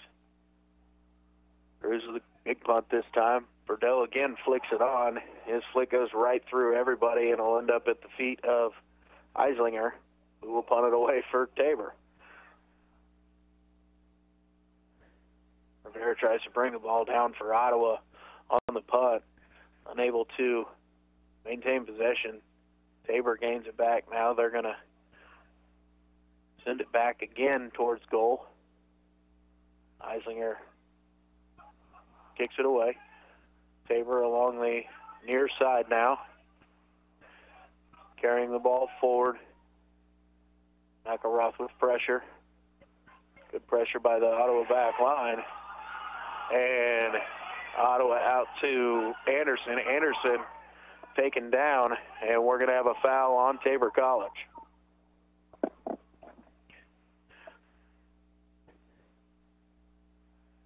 As we go here, early on, the Tabor coach is not agreeing with that foul call, but Anderson definitely had his legs taken out from underneath him. It wasn't high in any way, not extremely dangerous, so just a simple foul. Ottawa trying to find Bordeaux with the long ball forward, unable to knotted on. Tabor quickly come back, and Alex Trent will send this ball out of bounds, and it'll be a Tabor College throw-in. Back and forth action here so far in the second half. Tabor throws it down towards the touchline and able to control it, and it is out for an Ottawa University goal kick. We're here in the 55th minute of action here this evening. Still no score so far in this half. Each team created a good opportunity, and each goalkeeper has been up to the task of making the save. Keep this thing tied at 0. Goal kick is away. Headed back by Tabor. Now Tabor going to try to switch the point of attack along the far side and unable to keep the ball in. And it'll go out. Ottawa University throw in. Delino will throw the ball back to the feet of Lopez. Lopez now going to send it forward and play a long ball in. And it will get into the goal box, and Eislinger will pick it up in front of Verdeaux.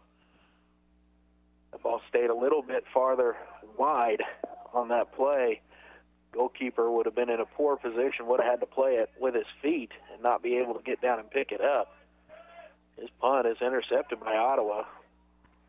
Trent battling in the middle. Ball now finds its way out to Rufus McElroth along the right side. Tackled away in the middle by Tabor College defender. And Tabor looking to go quickly forward. Good pressure here by Rivera and McElroth. And they'll play the ball back. Tabor still in possession. And now taken away, Torres and McElroth combine to take that ball away. They send it forward towards Verdeaux, but Verdeaux unable to get possession of it. And Tabor will play it back to Eislinger, who will kick it away.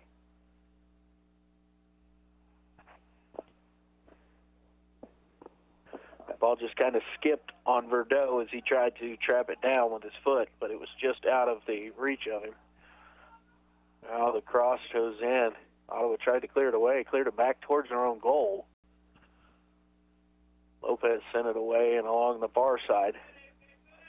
Kavanaugh battling well, and he will take it away. Good job there by Aaron Kavanaugh to take it out, take it away from Tabor, but pressure by Tabor, and it'll go out of bounds and be a Blue Jay throw-in along the far sideline.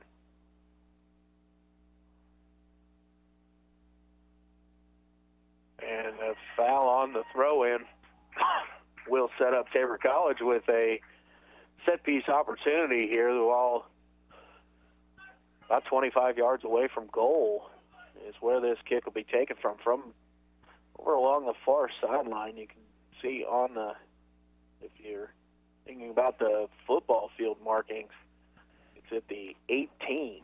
The goal is about 8 yards deep in the goal, into the end zone. So, and this is along the sideline, the white stripe of the football field sideline. Tabor sends it in. They get a touch, but it is just wide. Dangerous chance there for Tabor, but the shot went just wide and over the top, hitting off the crossbar and out of bounds for a goal kick. So Tabor has created a couple opportunities here in the second half, but still unable to find the back of the net. Kane Scott returns for Ottawa. He'll take over for Rufus McElroth up front. Ottawa and Tabor trading headers in the middle. Now Ottawa's going to play it back. Alex Trent, and he's going to send it forward. Brought down by Tabor, but they try to play it wide. No one there for Tabor. Sent forward towards Verdeaux by Ottawa. Tabor was there, sent it away.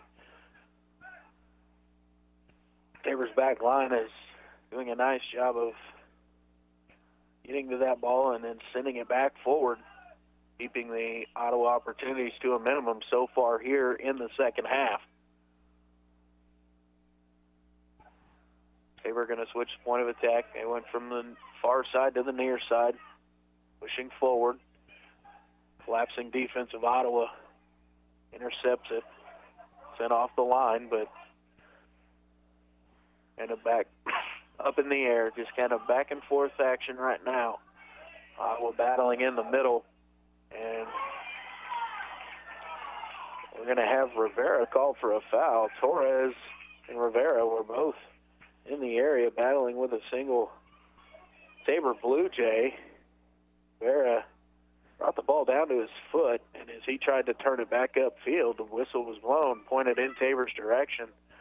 I'm not sure if he had some jersey on that or what it could have been, but this will set up Tabor. They're going to try and send another kind of a long pass from the back line forward. See if they can put one into the mix and find the net, but ball is up and headed away by Lopez. He'll head it out to the far side towards Kavanaugh. Kavanaugh now gets possession. He'll send it far and forward and allow the Ottawa University defense to come out from the goal. Tabor intercepts and sends it back in quickly. And Tabor nods it down, able to get off a shot, but nowhere near the goal. Well over the top of the goal was Talamontes, as he got a foot to that. So another opportunity created, but Angel Cruz wasn't required to make a save on that effort. And it'll go out of University goal kick here. Cruz sends it away. Flick forward by Ottawa. Comes back down. Ottawa tried to send it back forward again and intercepted by Tabor. Tabor with a little bit of a run coming out. Meads takes the shot. It deflects off of Lopez. It'll go out to the outside. Centering pass sent through by Tabor. Cody Peterson knocks it away. And Ottawa going to go up the side. Louis Verdot with an attempt. As the keeper came out off his line, Verdot tried to flick it over the top of him, and they had the open net opportunity there on a long ball coming forward, but it just goes right over the top of the crossbar, just a couple feet away from finding the back of the net. Was Verdot. Opportunity there for Ottawa. With where the goalkeeper was, Verdot's best opportunity was try and flick that over his head that way. Tabor called for a foul. Ottawa gets it back, tries to restart quickly. Unable to get much pressure set up that time. Knocked out of bounds for an Ottawa University throw along the far side. So on that last attempt there, Ottawa sent the ball forward. Verdot was running on. It was onside. The outside defender was looking for the offside flag, and the ball got to Verdot, but Eislinger was out off of his line. Now Ottawa sends the ball into the middle. It is knocked down. Kavanaugh and Eislinger go up for it, but it is brought down. Ottawa will regain possession out here. Kane Scott with possession, and now the linesman's flag is up. Well, that was well after the play. The centering pass had been sent away. Ottawa had regained possession, was moving forward, and it seemed to be a couple Tabor defenders and the goalkeeper standing there, and Kavanaugh also there. And then the flag came up, and it was whistled something on Kavanaugh. I'm not quite sure what could have been taking place there that would have been against Aaron Kavanaugh. Tabor tries to advance the ball quickly. Does nothing there. Out for an Ottawa University throw-in. Tabor intercepts, sends it away. Ottawa will bring the ball down. Now they're going to try and flick it over. Verdot, centering pass goes to Rivera. Rivera centers it in there. Ross Anderson unable to get on the end of it, but Aaron Kavanaugh is going to run it down and keep it in. Now he's going to center a pass across. It goes off of a Tabor defender. It's running towards the corner, and Tabor will come up and be able to clear it away. It'll be out for an OU throw-in. Quickly taken by Peterson. He gives the ball down to Scott. Now Peterson's going to flick it back towards Scott, who's running towards the corner, and it'll be knocked away by Tabor and out for an Ottawa University throw-in near the corner flag. Ottawa putting some pressure on right now. See if they can get a throw in here. They're probably going to try and throw it to the head of Louis Verdot, who's going to try and flick it into the middle, and he flicks it a little bit too tight, and it's towards goal. Eislinger up to grab that, and it'll count as a shot for Verdot and a save for Eislinger, but not much of an opportunity there. Eislinger punts it away. Ball comes to ground, headed back up towards Verdot at his feet. Now they send it through, and it's Ross Anderson running, but the ball gets into the box, and Eislinger comes out off of his line to pick that one up. Ottawa has done a nice job here, but Derek Eislinger continues to shut down any good opportunity that Ottawa University has built here this evening. Along the far side, ball is played forward. Now played forward to Cavanaugh. Cavanaugh running on. He tries a centering pass. It's deflected out of bounds for an Ottawa University corner on the far end. So here we've got good opportunities being pushed. Braves controlling the pace of play here for the last few minutes and have worked themselves into a corner kick opportunity. Angelo will check in. He's going to check in for Rivera for the Braves. Manuel Amador and David Reyes checking in for Tabor. In Ottawa has a corner kick coming in here. Ross Anderson to take it, an in-swinging corner kick from the far left side. This ball will curve in towards the goal. Ottawa trying to get some movement out of his players. Up, and there's a shot attempt on goal, but it's not able to get a very strong kick on it. Was Alexi Lopez. Played out to Anderson. Anderson puts one in towards the middle. Ball bouncing around out in front. There's a lot of feet and a lot of bodies right in that territory.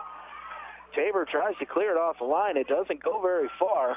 Now they got it out to the wide side, and Peterson is going to be called for the foul and will be shown a caution here. The yellow card caution comes out here in the 67th minute of play against number 2, Cody Peterson of the Braves. It was a close play here as Tabor was trying to push the ball forward, and David Reyes went down. The card came out. He laid on the ground, rolling around in pain, and then immediately just jumps up and sprints to the other side of the field. So it was a foul on Peterson. He knew he had committed a foul, but the caution did come out, so he'll be playing on a caution the remainder of the game. Tabor sends the ball long and forward and sent directly out of bounds. So, again, Cody Peterson has a yellow card. Not a bad yellow card to take, as it probably would have resulted in a good counterattack opportunity, but he was close to getting to that pass, or getting to as Reyes tried to turn it forward. But just a split second short. Ball being pinballed around here in the middle a little bit. Ottawa trying to gain control. Flicked forward by Torres, but his touch was a little heavy, and that ball will bounce into the goal. And Eislinger's just will pick it up very easily. He punts it away. It's a big high punt out across midfield. Ottawa gets ahead to it, sends it out wide. Aaron Cavanaugh working along the left side. He's got a little bit of space. Now will be played off the ball, and we've got a collision along the side, and Cavanaugh will be getting talking to by the center official, but it looked as though Cavanaugh just tried to turn and recover and just happened to run into the Tabor College player. So it'll be a free kick coming out back in the defensive third for the Blue Jays. Long ball will be played forward. Galena comes up and intercepts, sends it back forward looking for Verdeaux. Along the far sideline, Tabor trying to keep it in bounds, and they do maintain possession. Galena comes in just a little bit late. We're going to have a foul on Anthony Galena, and it'll give a free kick to Tabor along the far side at about the 40-yard line.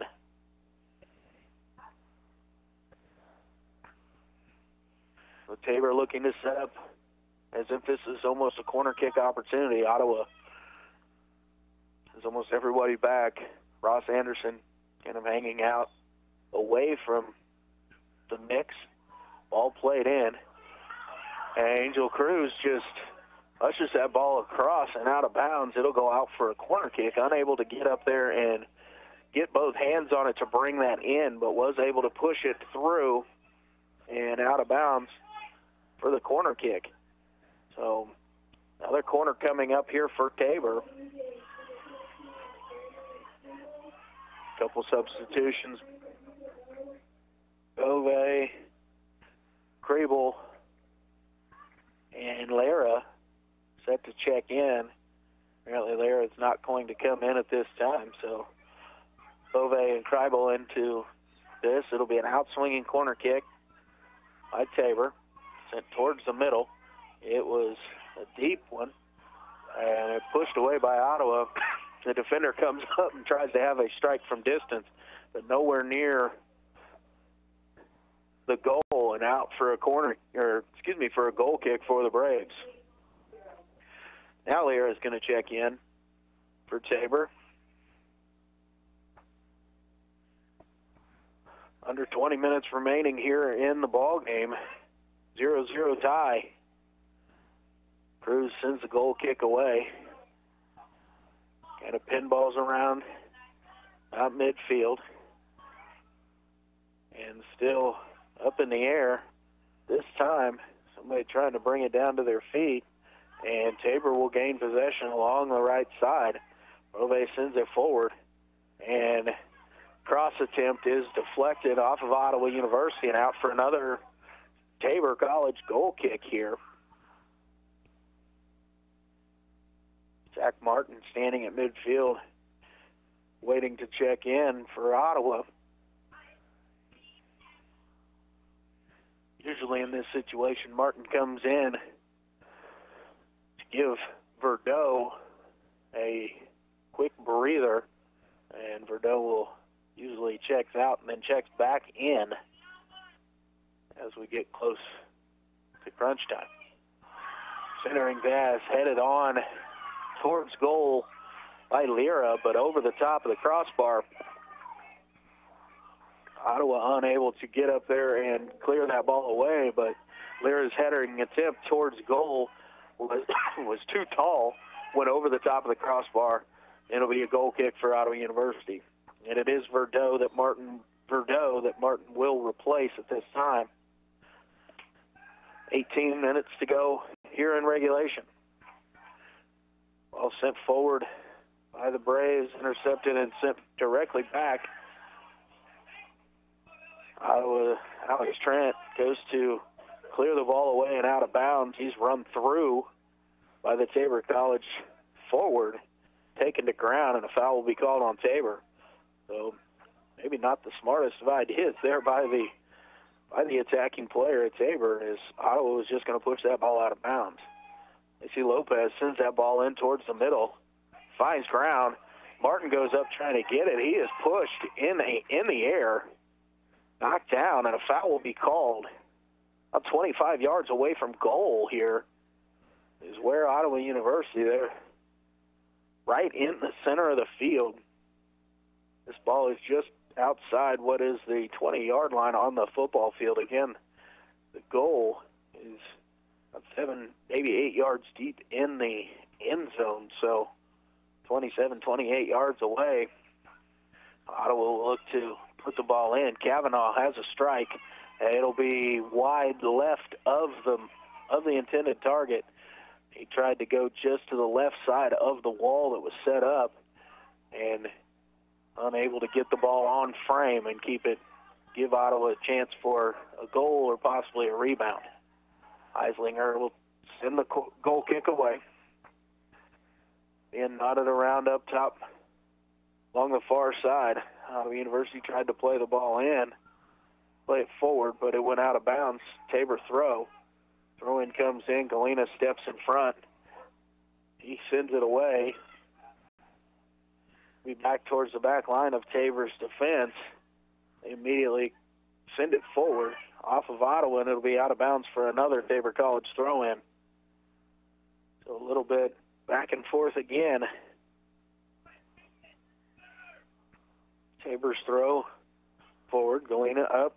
Nods it down, but it's out of bounds, and it'll be another Tabor throw. Ottawa putting majority of their players behind the ball at this point. They're going to look for able to start something, an attack from out of the back. Sent forward. Only Tabor College defender is there. Ball up in the air. Now it'll be brought down along the near side. Kane Scott will bring the ball down at his feet. Got Tabor College defender in front of him, able to move past him. Tries to send Ross Anderson on a through ball, but intercepted by Tabor. Sent away. Trent headed it out to Peterson. Peterson sent it back to Cruz. Ball in the middle, brought down by Ottawa University. Try to get the ball out wide to Scott. It'll be intercepted there. And now we've got a little bit of extracurricular. Angelou thought he might have earned a throw-in, but it was a Tabor throw-in, and then the Tabor player bumped him from behind, and the players each got a talking to there, but got a little bit of definite postseason excitement here. You can tell both teams are leaving it all out there right now. 14 and a half minutes remaining here in regulation. Tabor sends the ball forward, tries to get one into the mix. Galena heads the ball up into the air. Brought back down. Peterson trying to clear it away. Bumped from behind by Bove of Tabor. It'll be a free kick coming out inside the 18 for the Braves. So Angel Cruz will try to send this forward.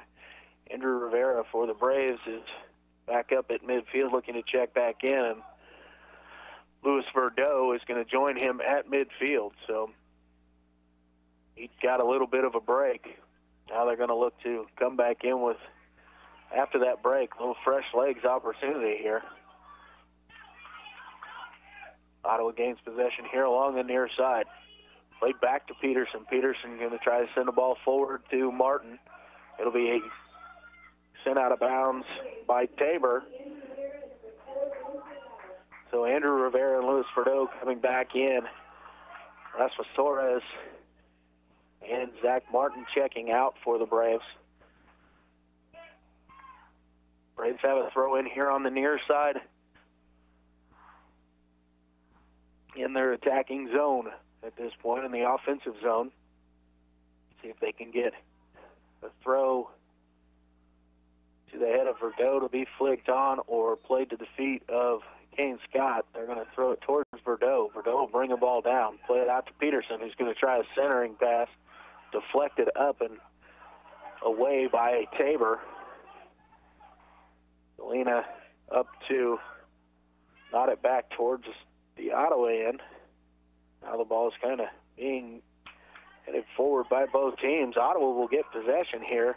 Verdeau nodded it down to Scott, who tried to send it through, but was unable to get a good foot on that. Now Tabor with a break opportunity here. And they're going to play the ball forward. Good job there by Alex Trent to shield off the attacking player of Tabor. And Angel Cruz coming out off of his line into a dive, and he will cover that ball up.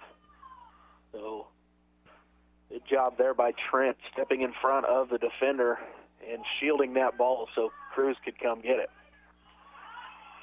Iowa sending it forward here. Verdeaux going to try to keep it in along this near sideline. And the official along his side is going to call that ball out of bounds. The ball has to be completely out of bounds. It can touch the sideline in soccer. I did not see. I saw red, the red sideline between the ball and the player's foot. I did not see that ball go out of bounds from my angle. But Ottawa intercepts the initial pass. They try to send one through, but Tabor steps in front. Now Ottawa with a little miscommunication, and Tabor quickly tries to send one forward where they have numbers, but Alexi Lopez pushes it wide, out of bounds, and it'll be a Tabor throw-in. So a little miscommunication there in the middle as Galena was coming up to try and clear that ball out or send it forward. Angelou also tried to get a strike on it, unable to do so, and it left Ottawa's defense in a difficult situation. Tabor with the ball along the far side. Galena doing a good job there of pressuring Tabor player. We'll play it out off of Tabor, and it'll be an Ottawa University throw-in deep in their own end, own defensive end. Here as we approach 10 minutes remaining in regulation. Throw-in intercepted but brought down by Ottawa. Galena will send it forward towards Rivera. His touch was eluded him just a little bit, but Ottawa able to maintain possession. Kavanaugh with a good head ball down. Now he tries to center one through. It hits Rivera in the back, but Kavanaugh stepped in and made the recovery. Now Ottawa going wide, and they've got an opportunity here, and the shot is just over the top of the goal.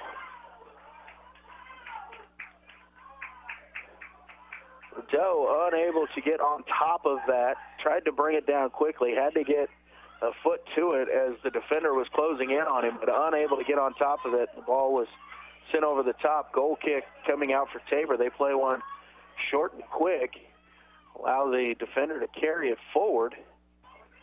They try a long ball, but over the head of Lopez and right into the waiting arms of Angel Cruz. So Cruz will again punt this one away. We're going to have a lot of straightforward action here in the last 10 minutes of this ball game. Just over 9 minutes to play. Now Tabor regains possession. They're going to try and build it up. Intercepted by Anthony Galena, and he's going to turn it out to Kavanaugh. Kavanaugh's going to give it to Ross Anderson in the middle.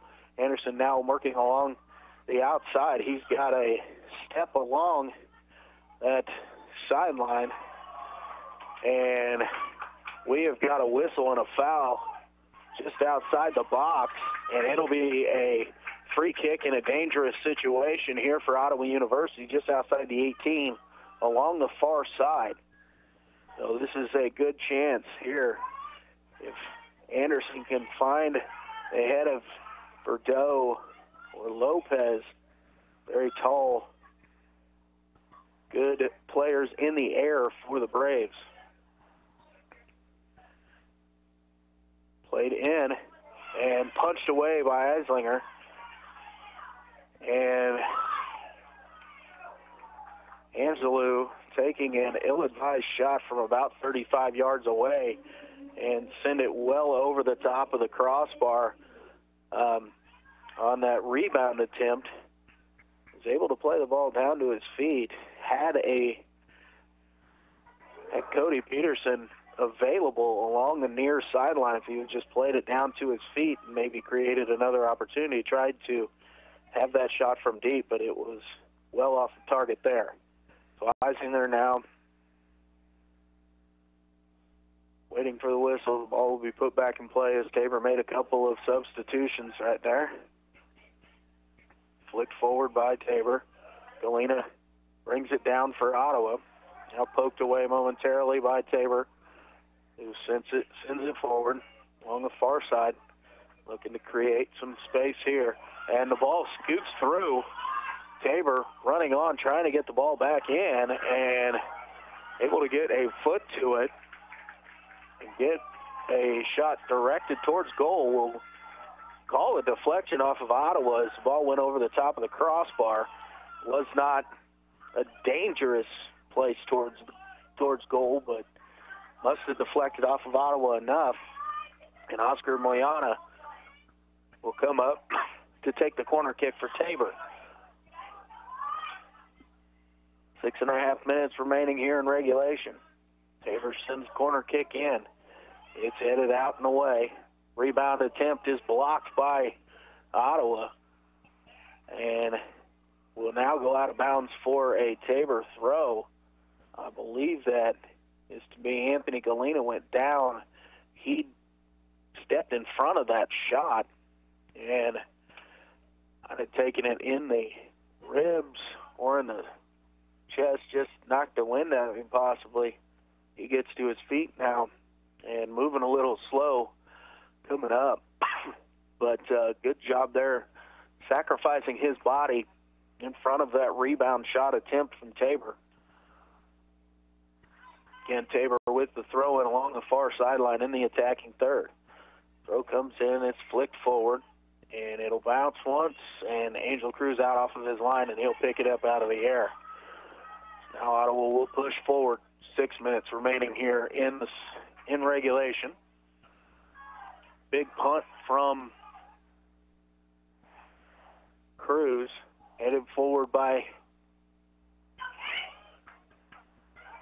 Bordeaux, now up to Kane Scott. Defender closing down on him, knocks the ball away, but it is out of bounds, and it will be an Ottawa University corner kick. Ross Anderson hustling over to the side. He will take it. Rasmatora is standing at midfield. The Tabor defender went down on that after knocking that ball away. I'm not sure what happened there. He went to ground to get a foot on that to keep the ball from Kane Scott from gaining an advantage there. Looks like he might have rolled onto his ankle a little bit here, but he's up because he's gingerly moving whenever he steps on that left leg. Again, Ross Anderson to take this corner kick for the Braves. Ball is sent across. Lopez, goalkeeper, able to get a hand to it, just keeping it from hitting Lopez's head. Tabor sends it forward. Ottawa quickly tries to send it back as they had a few numbers back on defense, slowing down any counterattack opportunity there for Tabor. Tabor in possession along their back line. Ross Anderson putting some pressure now onto him. And again, they will play it back. Now, Tabor tries to play it forward. It gets to Kane Scott. He tries to bring it down. Louis Verdot comes over and helps out. Verdot with the ball at his feet. He's going to try and carry it down a little bit along the right side. Verdot looking for a little bit of help or the opportunity to play it out off of Tabor. Now the ball is played forward. Tabor kicks it up, and it is off Verdot, and it'll be out for a Tabor throw. Nice job of Verdot to hold up play there, try and create something. But he just, between the sideline and everything else, was just unable to do so. Now we're going to have a foul on Tabor on the throw-in. They're pushing Peterson in the back. And it'll be a free kick opportunity for the Braves. Ross Anderson's going to set this up again as if it's a corner. It's a little bit of a different angle. But Ottawa's sending numbers forward to get into the mix. Anderson's cross going in, headed up into the air momentarily, and then Galena trying to win it. Tabor deflects it out wide, and now Ottawa will send it away for a Tabor throw-in along the far sideline. Under 3.5 minutes remaining here in regulation, 0-0 draw so far. If we are tied at the end of regulation, we play 2 10-minute golden goal overtime periods, which will, a goal in any one of those periods immediately ends the ball game. They are sudden death golden goal if at the end of those 2 minutes or 2 10-minute halves, we will go to penalty kicks. As the winner of tonight's ball game moves on, the loser is done for the year. Tabor sends one towards the mix. It is immediately pushed away by Ottawa. Sent out top. Ottawa trying to gain possession now. And it will come out to the near side. Tabor will get possession. They're going to play it back a little bit. See if they can spread the Ottawa defense out and create an angle to attack. Now they're going to try a little combination play along the side. They've created a good centering opportunity. And Ottawa heads it away. And the whistle was blown, and it'll be a foul on Tabor as that ball was sent in. Lexi Lopez did a good job of coming out, getting ahead to that and pushing it away, but the foul was just next to him. So Ottawa will be able to play it down, and Cruz will send away the free kick. It's taken by Meads of Tabor. He takes it out wide, tries to send one forward, but well out of the reach of his counterpart, and Cruz will punt it away this time. Tabor heads down the punt, but it will go out of bounds along the far side, and it'll be an Ottawa University throw-in. Ottawa throws it in quickly, looking for Kavanaugh along the outside. Kavanaugh battling, and he'll be called for the foul as he was being shielded off of the ball. Tabor was trying to let that ball run over the end line. Kavanaugh was battling hard, but fouled his defender, taking the ground, and it'll be a free kick, but well away from any danger right now for Ottawa, as it's about 100 yards from the goal. 1 minute remaining here in regulation. Eislinger sends it up the sideline, and it's a poor job as that ball goes directly out of bounds for an Ottawa University throw-in. Ottawa going to try and throw it quickly here, see if they can get a late goal scoring opportunity for Doe. Lays it back to Torres. Played quickly and hard back towards Torres, who had difficulty getting that one. Tried to send it forward, and the ball went out of bounds and then bounced out into Mulberry Street. Tabor throws it in down the sideline. It's knotted down. Ottawa sends it forward to Verdeaux. Verdeaux tries to head it into the middle to find Ross Anderson. Now Tabor trying to flick it forward and getting some pressure on here. And we've got a foul called here as we've reached zeros, and that is the end of regulation. And we are tied here at the end of regulation 0-0. There will be a short break here as they will do a coin flip to determine which end of the field each team will defend in the first 10-minute golden goal opportunity. So we're going to take this opportunity to send it back to the studio and take a 2-minute timeout. You're listening to Ottawa University Braves Soccer on 1220 AM and 103.7 FM. This is Luke Queen, KOFO Sports. Everyone wants an Advantage, right? So when it comes to your electric needs, how do you get one? You hire Advantage Electric. Why? You get the advantage of credible and professional crews who can get the job done, whether it's large and industrial or small and residential. You get the advantage of their years of experience and working right here in your own community. And you get the advantage of knowing that Advantage Electric will be there for you should you have problems, questions, or even a new custom lighting idea. Get the advantage. Advantage Electric, 229 North Main. Call 418-1218. Sports, information, and entertainment in East Central Kansas. KOFO K279CS Ottawa, where keeping you informed comes first. Eric Price and his staff at the Lamb Roberts Funeral Homes are proud to sponsor this KOFO sports broadcast and honored to help so many families in the community with compassionate care when it's needed most. Lamb Roberts Funeral Home, Ottawa, Baldwin City, and Overbrook. People's Bank in Ottawa is proud to support our area sports teams. From People's Bank Field at Ottawa University to our Bucks for Buckets promotion and more, we believe our local sports programs are an investment in our future. Best of luck to the Ottawa sports teams from all of us at People's Bank. Member FDIC. Community journalism is thriving at the Ottawa Herald. 3 days a week in print and every day online, the Herald's award-winning staff covers the news that matters to you. breaking news, sports, events, and so much more, just as the Herald has done for more than 140 years.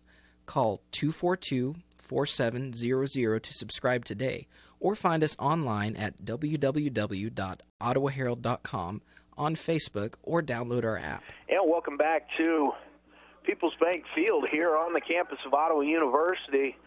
And we have reached the end of the 90 minutes of regulation here. Ottawa University men's soccer and the Tabor College Blue Jays.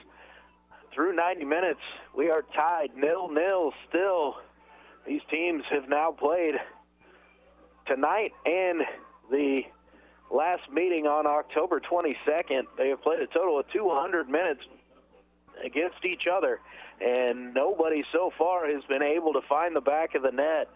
So we will head to a 10-minute golden goal overtime period. The golden goal rule is if someone is to score at any point in that 10 minutes, the game is over. It is a sudden death goal scoring chance here. So a lot of times a pressure forward and exposing, leaving a little bit of defense kind of out on an island can set up a quick counterattack opportunity and turn into a loss when you had good pressure moving forward. But again, anyone scores here, the game is over. So it is definitely pressure-filled, sudden death type of soccer here. The golden goal is scheduled for 2 10-minute overtime periods. They will play 10 minutes, one team defending. They select their end to defend, and then if no one has scored after 10 minutes, the teams will switch into the field and we'll play another 10 minutes. If at the end of that 20 minutes we do not have a goal, it will come down to penalty kicks. A shootout between these two teams would be the deciding factor. So Ottawa created the best opportunities in the first half by far. And the second half, both teams created a couple opportunities, but just unable to find the back of the net. So we will head to overtime here. They've got 10 minutes up on the clock. And I'm sure right now Ottawa is huddling up on the north of the 50-yard line, so they will be defending the north goal here in the first 10 minutes. Tabor will be defending the south, so Ottawa heading left to right from my vantage point. Looks as though Ottawa will have possession here to start. Louis Verdot now standing over the ball at midfield. Again, first team to score in this overtime is the winner. Ottawa plays it back. Now they're going to go to the near side. Peterson's going to send it forward looking for Scott, intercepted by Tabor. Tabor brings it down. Now they're going to try and send it towards the corner. Alex Trent intercepted. Got the ball to the feet of Peterson. Peterson will play it back to Trent. Trent will send it forward and away towards Verdot. Verdot got ahead to it. Ross Anderson and a Tabor defender battling there. Now Ottawa playing it forward towards the left side. They're looking for Kavanaugh out there. Defended by Francis of Tabor. Sent it back to his goalkeeper. Keeper sent it away. And now taken by Kavanaugh at middle. Deflected, taken away momentarily. Tabor able to regain possession, send it over here to the left side, to the near sideline. And looking to move the ball forward. Bovee with the ball. He plays it up to Cauley the third. Centering pass is deflected and sent away by Ottawa. Now Ottawa's going to throw it forward, looking towards Verdot. Tabor will play it all the way back and sent away by Eislinger. with Verdot putting some pressure on him there. So Ottawa able to intercept the pass and trying to move the ball forward here in the midfield. It is taken away by Tabor. Tabor coming out strong there, but Lexi Lopez steps through. He's going to gain possession for the Braves as he tries to send it forward, intercepted by Tabor. So Tabor looking to build up again. Coming over here along the near side. Peterson defending Cauley the third and takes it away from him. Cody's going to send it up the near sideline, but unable to find a Brave teammate. And Tabor takes possession. Bove turning. He's going to have a shot from about 25 yards away, and it is nowhere near the goal. Angel Cruz had it covered well as they tried to go to the far post, but Cruz had it covered. That ball was a good 10 to 15 yards right of target.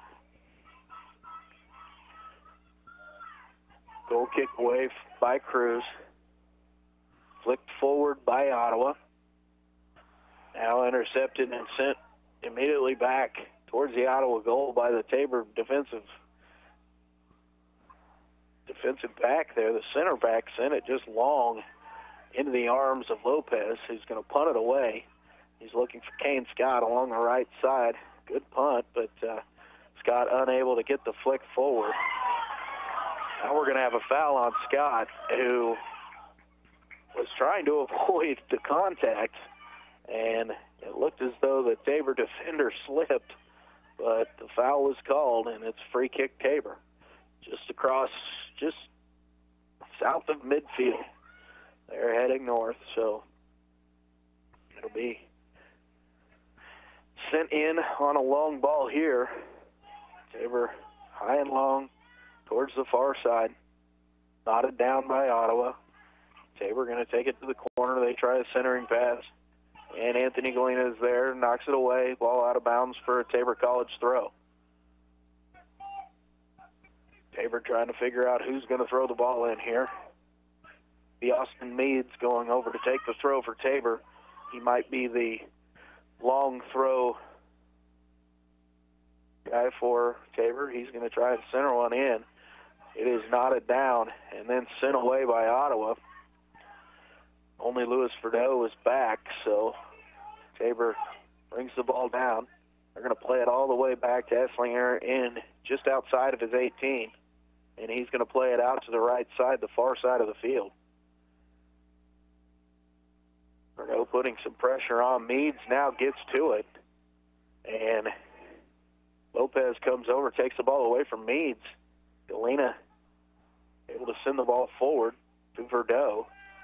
Verdot trying to gain possession. He's going to be pushed from behind by a Tabor defender. He goes to ground, and it'll be a foul on Tabor. Free kick for Ottawa University. So Anthony Galena looks to send this one forward for the Braves. Braves are sending quite a few bodies forward. Galena lays it long up front. Angelo sends it towards the middle. And two Tabor defenders bump into each other. Verdot was standing in the area, and it'll be a foul on Louis Verdot. And I'm not quite sure on that one, but the official's the man with the whistle, so when he makes the call, we stick with it. Eislinger sends one forward, intercepted by Ottawa. They tried to knot it back towards the midfield stripe, but intercepted again by Tabor. Now we're going to have a foul on Alex Trent, who came out. He got the ball, but he will be called for a foul just outside the 18 in a very dangerous area. It looked to be a very good low sliding play there by Alex Trent. He definitely got the ball as it was being crossed. The official blows the whistle and sets up a dangerous opportunity here for the Blue Jays. Again, it looked as though Trent made a good play. Tabor player course, goes down and then immediately pops back up after the whistle is blown. So Tabor trying to set something up here. Just under 4 minutes remaining here in this golden goal chance. And Tabor's shot is into the back of the net, and that will be the ball game. Tabor College gets the victory here this evening. The 1-0 golden goal victory over Ottawa University. And that will end the Ottawa University season here this evening. And so the final score here this evening, Tabor Blue Jays 1, Ottawa University 0. We're going to send it back to Seal and take a 1-minute timeout. You're listening to Ottawa University Braves Soccer on 1220 AM and 103.7 FM. This is Luke Queen, KOFO Sports. With the perfect Vera Bradley purse, anything is possible. Now you can discover a variety of fabrications, streetwise silhouettes, beautiful jewelry, luggage, and accessories at Sutton's Jewelry. You'll find newly released designer and functional bags with fashionable and seasonal designs. Get excited about the new line of KU and K-State patterns. Vera Bradley is a leader in the latest trending handbags, luggage, and jewelry with styles that are sure to make a fashion statement. Sutton's Jewelry and Vera Bradley. Find them at 207 South Main, downtown Ottawa. People's Bank in Ottawa is proud to support our area sports teams. From People's Bank Field at Ottawa University to our Bucks for Buckets promotion and more, we believe our local sports programs are an investment in our future. Best of luck to the Ottawa sports teams from all of us at People's Bank. Member FDIC. When quality matters, choose the best. Choose Adamson Brothers Heating and Cooling. Call today and make sure your heating and cooling system is ready for the season at 785-242-9273. Adamson Brothers Heating and Cooling, maintaining your comfort for over 30 years. And welcome back to People's Bank Field here at Ottawa University. This evening, the Tabor College Blue Jays defeated the Ottawa University Braves by a final score of 1-0 in the 96th minute. It was a goal by Oscar Moyano of Tabor on a free kick opportunity in golden goal overtime, the first golden goal overtime period, and ends Ottawa University's season here this evening. Ottawa came in the night 9-7-2 overall, 7-3-1. They went in KCAC regular season play. They will finish at 9-8-2 overall after the loss here this evening.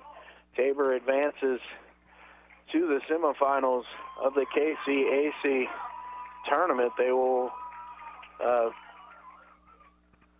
probably go on the road and I would assume face probably Friends University or McPherson College. I cannot remember which one was on that bottom side of the bracket, but here this evening, Ottawa unable to get the ball in the back of the net. They had a couple good opportunities early on, including a penalty kick just 5 minutes into the game that they were unable to finish off.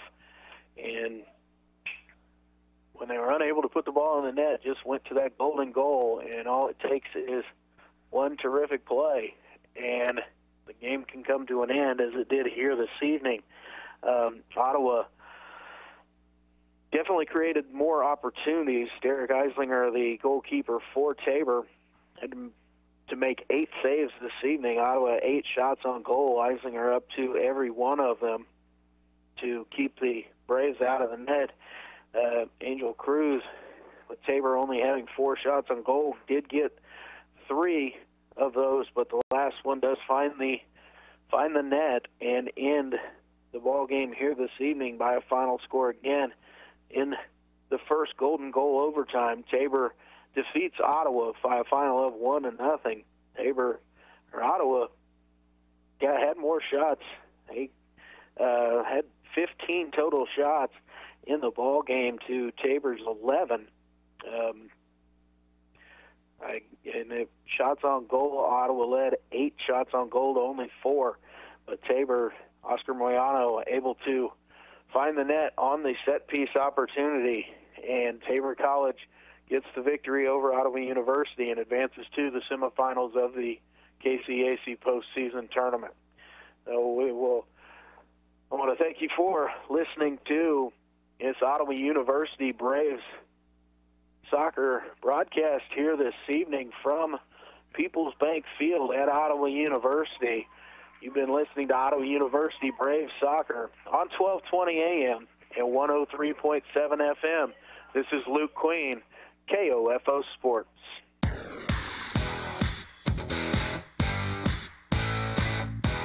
We hope you enjoyed this OU Braves sports broadcast on KOFO. Brought to you by Kansas State Bank, Adamson Brothers, CarStar, Wise Guys Construction, Quality Structures Incorporated, and by Maxwell Chiropractic, Modern Woodman Agent Dale Pearson, Dr. Richard Hale, DDS, Dingle & Son Mortuary, the Ottawa Herald, also by People's Bank, Lamb Roberts Funeral Home, Dials Construction, State Farm Agent Ryan Dispro, Sutton's Jewelry. This Brave Sports broadcast is also being brought to you by Advantage Electric, Ransom Memorial Hospital, the Ottawa Recreation Commission, Kramer Pharmacy, and by Cosentino's Price Chopper, Messenger's Home Furnishings, Ottawa University, and Bob Allen Ford. For more information about our next OU Brave Sports broadcast, visit our website at KOFO.com. This has been an exclusive presentation from your sports source for East Central Kansas, KOFO. Tuesdays any better is by having more boneless wings. That's why here at Buffalo Wild Wings, we've invented Boneless Tuesdays. It's a celebration where if you order boneless wings at full price, you'll get another of the same size for free. This works for dine-in or takeout. Every little bit counts. And on Tuesdays, every boneless wing counts as two. Buffalo Wild Wings. Wings, beer, sports. Prices and participation vary. Valid only on Tuesdays while supplies last. Tax and gratuity extra. Additional restrictions apply. See participating location for details.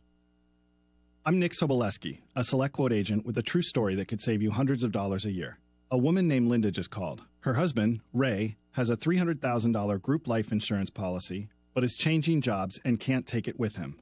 Well, I shopped the many highly rated term life insurance companies we represent and found Ray, who is 41 and takes medication to control his cholesterol, a 10-year, $500,000 policy for under $27 a month.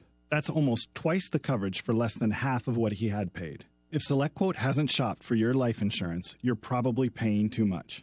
For your free quote, call 800-445-6363. That's 800-445-6363. 800-445-6363. Or go to SelectQuote.com. Since 1985, we shop, you save. Get full details on the example policy at SelectQuote.com/commercials. Or price could vary depending on your health, issuing company, and other factors. Not available in all states. In the wake of a disaster, what one thing can you send that will help people the most? A blanket, a tent, a sandbag, a doctor. Actually, if you send a monetary donation, you send all these things. Even a small donation can make a big impact and can quickly become exactly what people affected by disaster need most. In the wake of a hurricane, your monetary donation can make a huge difference to those in need. To donate, visit supporthurricanerelief.org. That's supporthurricanerelief.org. Brought to you by the Ad Council. Is credit card debt ruining your life? Now you can have a large portion of your credit card debt forgiven.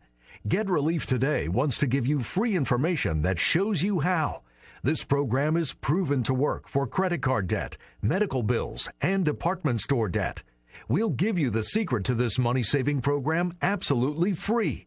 800-207-8558. That's 800-207-8558. That's 800-207-8558. Attention all authors. Page Publishing is looking for authors. Have you written a book and want to get it published? Page Publishing will get your book into bookstores and for sale online at Amazon, Apple iTunes, and other outlets. They handle all aspects of the publishing process for you. Printing, cover art, publicity, copyright, and editing. Call 800-501-3689 now for your free author submission kit. That's 800-501-3689 for your free author submission kit. Again, 800-501-3689. I'm Scott Tannen, founder of Boll & Branch, where you can get the world's most comfortable sheets for less than half of what you'd pay in the store. Our sheets are made from 100% organic cotton and get softer over time. Even 3 U.S. presidents have Boll & Branch sheets. Try them for 30 nights. If you don't love them, send them back for a full refund. Go to bollandbranch.com today for $50 off your first set of sheets, plus free shipping with promo code DOZE. Spelled B-O-L-L and branch.com. That's bollandbranch.com, promo code DOZE. Are you sick and tired of being sick and tired? Wouldn't you rather be healthy, energetic, and fit? I'm Dennis Black. 10 years ago, I developed a Texas-sized solution to America's health crisis. I make my Texas superfood from 55 raw, vine-ripened fruits and vegetables. I lost 60 pounds. I mean, that's huge. Since I've been on superfood, I haven't been sick. It's shocking how much energy I have. Join us on TexasSuperfood.com. TexasSuperfood.com. Or call 877-55-TEXAS. That's 877-55-TEXAS. Your source for information and entertainment in East Central Kansas. 1220 and 103.7 FM, KOFO.